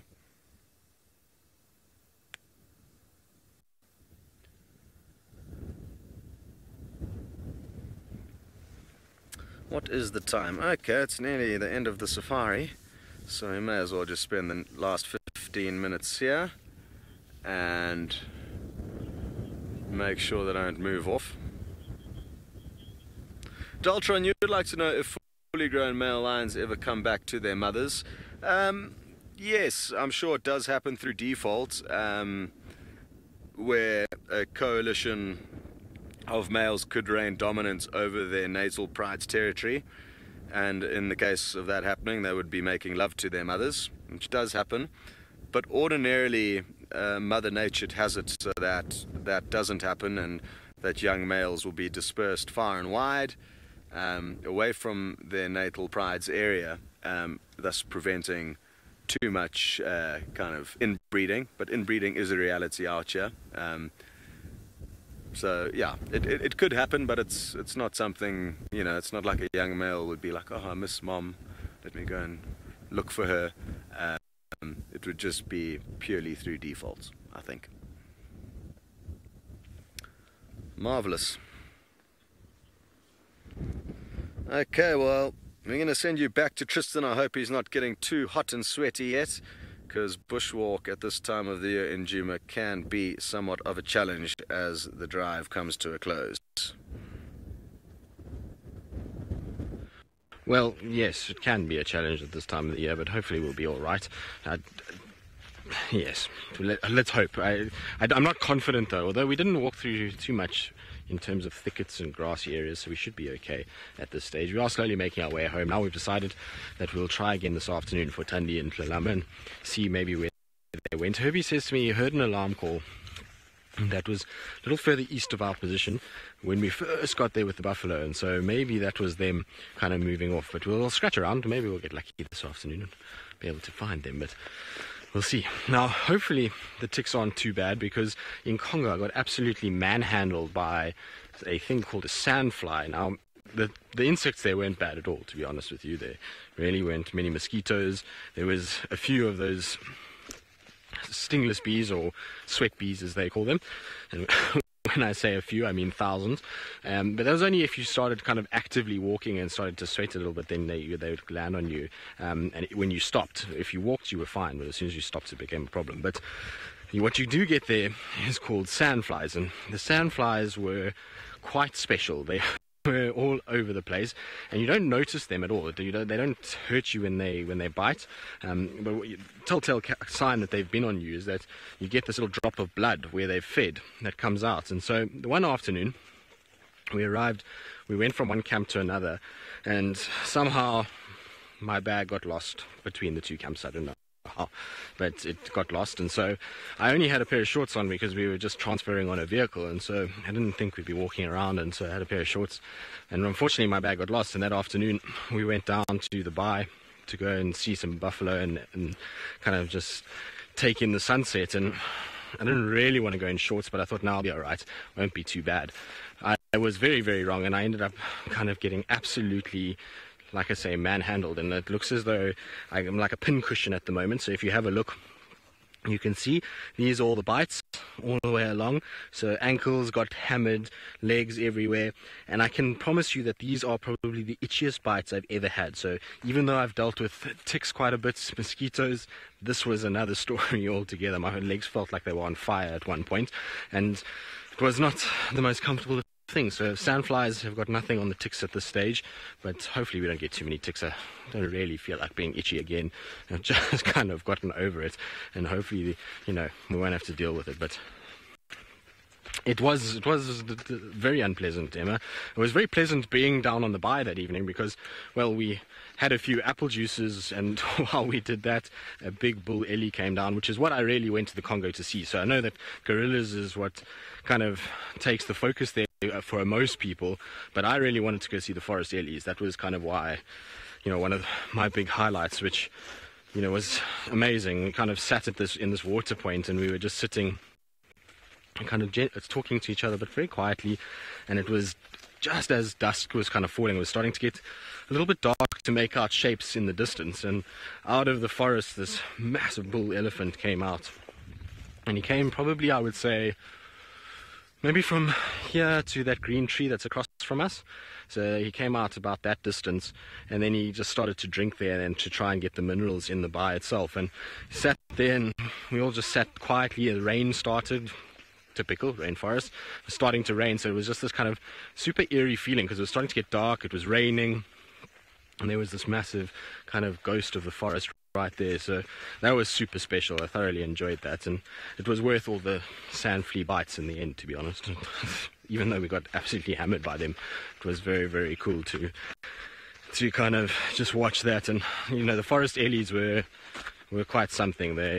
They are completely different to the ellies that we see here, but I'll try to get into that a little bit more when we actually see ellies here and can kind of sit and discuss it for quite some time. But they really are an amazing creature, and quite interesting that physiologically they are very different to the ellies that we see here in quite a lot of ways. You know, you always hear about it, and kind of they are much smaller than what our ellies are here, but they've also got crazy different eye color, which I'll try to get a photo of to show you guys. The eye is absolutely amazing, especially because most of the time that they're there, and they're like this dark kind of black color. You know, when the ellies swim here, they go much darker, and so there they pretty much always like that because of the, you know, the moisture and the fact that they pretty much get rained on most days. And the eye is pretty much, I would say, almost this color. So this kind of bright yellow that you see here, that's actually quite a close comparison. It's almost like a honeycomb yellow that you get, and that's then they kind of contrast it against that darkness of their skin. It makes them look fairly kind of menacing. It's a pretty crazy thing, but it is absolutely beautiful, and they've got this beautiful tusk color as well. So really very cool to kind of see them. And like I say, they were one of the biggest reasons why I was going. Obviously gorillas were also, but you know, the ellies were one of the biggest reasons I went. And we struggled. I mean, we saw that one bull ellie, and then only on the last morning did we really get a lot of ellies, and it was incredible. We did a boat ride down the river, and basically you go on the boat, and normally they leave the engine running, and what we found is that the evening before we went on the boat, and the ellies just kept kind of running before we would get there. All we would see is just a tail kind of disappearing into this dense forest. And so we decided we'd just switch off all the motors on the boat and just drift down with the current, because the river was flowing quite strongly after a heavy storm the night before. And it was amazing. We kept kind of drifting, and you'd come around the corner and there would be these ellies in the river, and then they would panic when they saw you, because you know, they hadn't heard you coming, and then they'd try and move off. But we saw that morning, I think we had 6 or 7 different herds and bulls. Well, we went down and we got really kind of close to 2 big bulls, which was absolutely incredible. So And it's probably the highlight of the whole trip for me was that last morning's boat ride that we did. It was absolutely incredible to kind of see those ellies the way that they are, and just to kind of get that close to them, to animals that generally are very shy and reclusive and don't really want you anywhere near them, to be honest. So that was super cool. I thoroughly enjoyed it, I must be honest.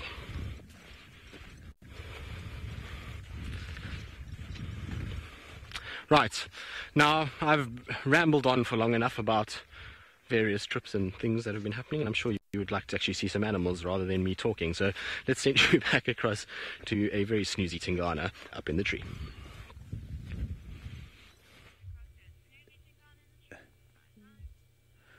You can see that Tingana is very much stationary up in the tree, and where he is now, he can be able to spot a duiker. There is a duiker which is slowly approaching at the moment, and he can't do anything about this duiker. I can see that he's confused at the moment. At the bottom of the tree, there's two hyenas lying down, which are also confusing him.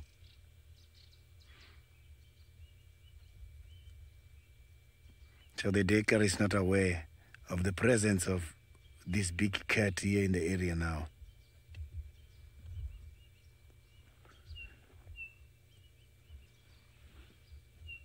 So I can see that Tingana is going to be here for quite a long time because he is looking very tired. You can even see the amount of the stomach is even now moved to the side of the branch where he's resting. He can't have the stomach in the middle of the branch. You can see the stomach is sliding to the side.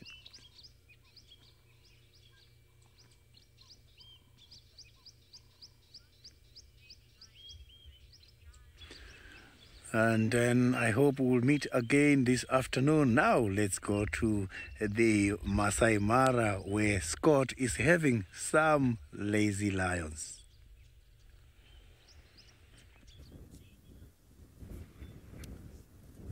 Yes, just like old Tingana, these two Awino ladies are taking it easy.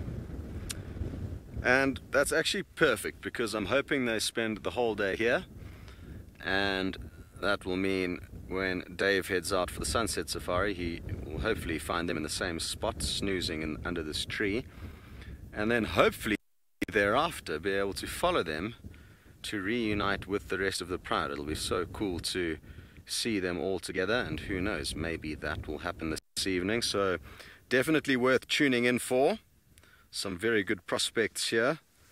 Djuma seems to be producing the goods on a daily basis with regards to leopards. I don't know when last they didn't see a leopard on a drive, if not multiple leopards.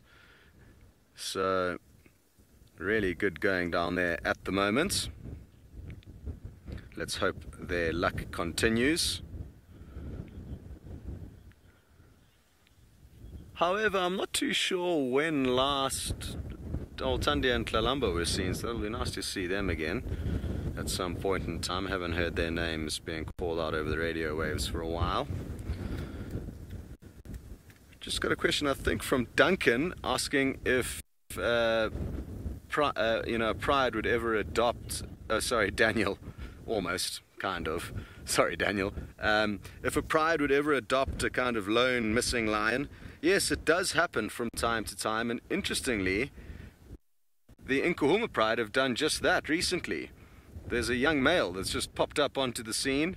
Nobody knows where he's come from, but he's there all of a sudden. So there's a prime example of one of our prides that we follow closely doing just that. What would have been really cool to see is the interactions that unfolded as that guy... I mean, it's obviously, you know, if you're alone and you're a lion, you get desperate and approach another pride in the hope that you'll get let in. But most prides are not going to be like, hey man, welcome to the club. There's going to be some kind of tenacious moments in between as he kind of gets initiated into the pride. So yeah, it would be something very cool to see unfolding, but not something that I've ever actually witnessed, and we were all very, very surprised when we did see the Nkuhuma Pride with, or at least I heard about them with that extra new male.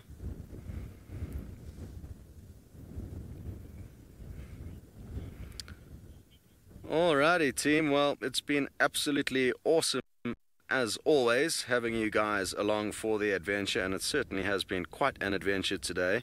I'm so happy that we've managed to touch base with at least 2 of the 5 Owino Pride members. I really wasn't expecting old Butternut to have any luck reuniting with the youngster that she did reunite with, so that was super cool to see. So thanks to everyone involved. Well done to James Ka Moa Murethi, who I was teamed up today on camera, as well as Emma, who's directed the show all the way in Djuma from the final control there. And well done to Sydney and Tristan for producing the goods. Make sure you tune in to the Sunset Safari. I think it's going to be a good one. We'll see you then.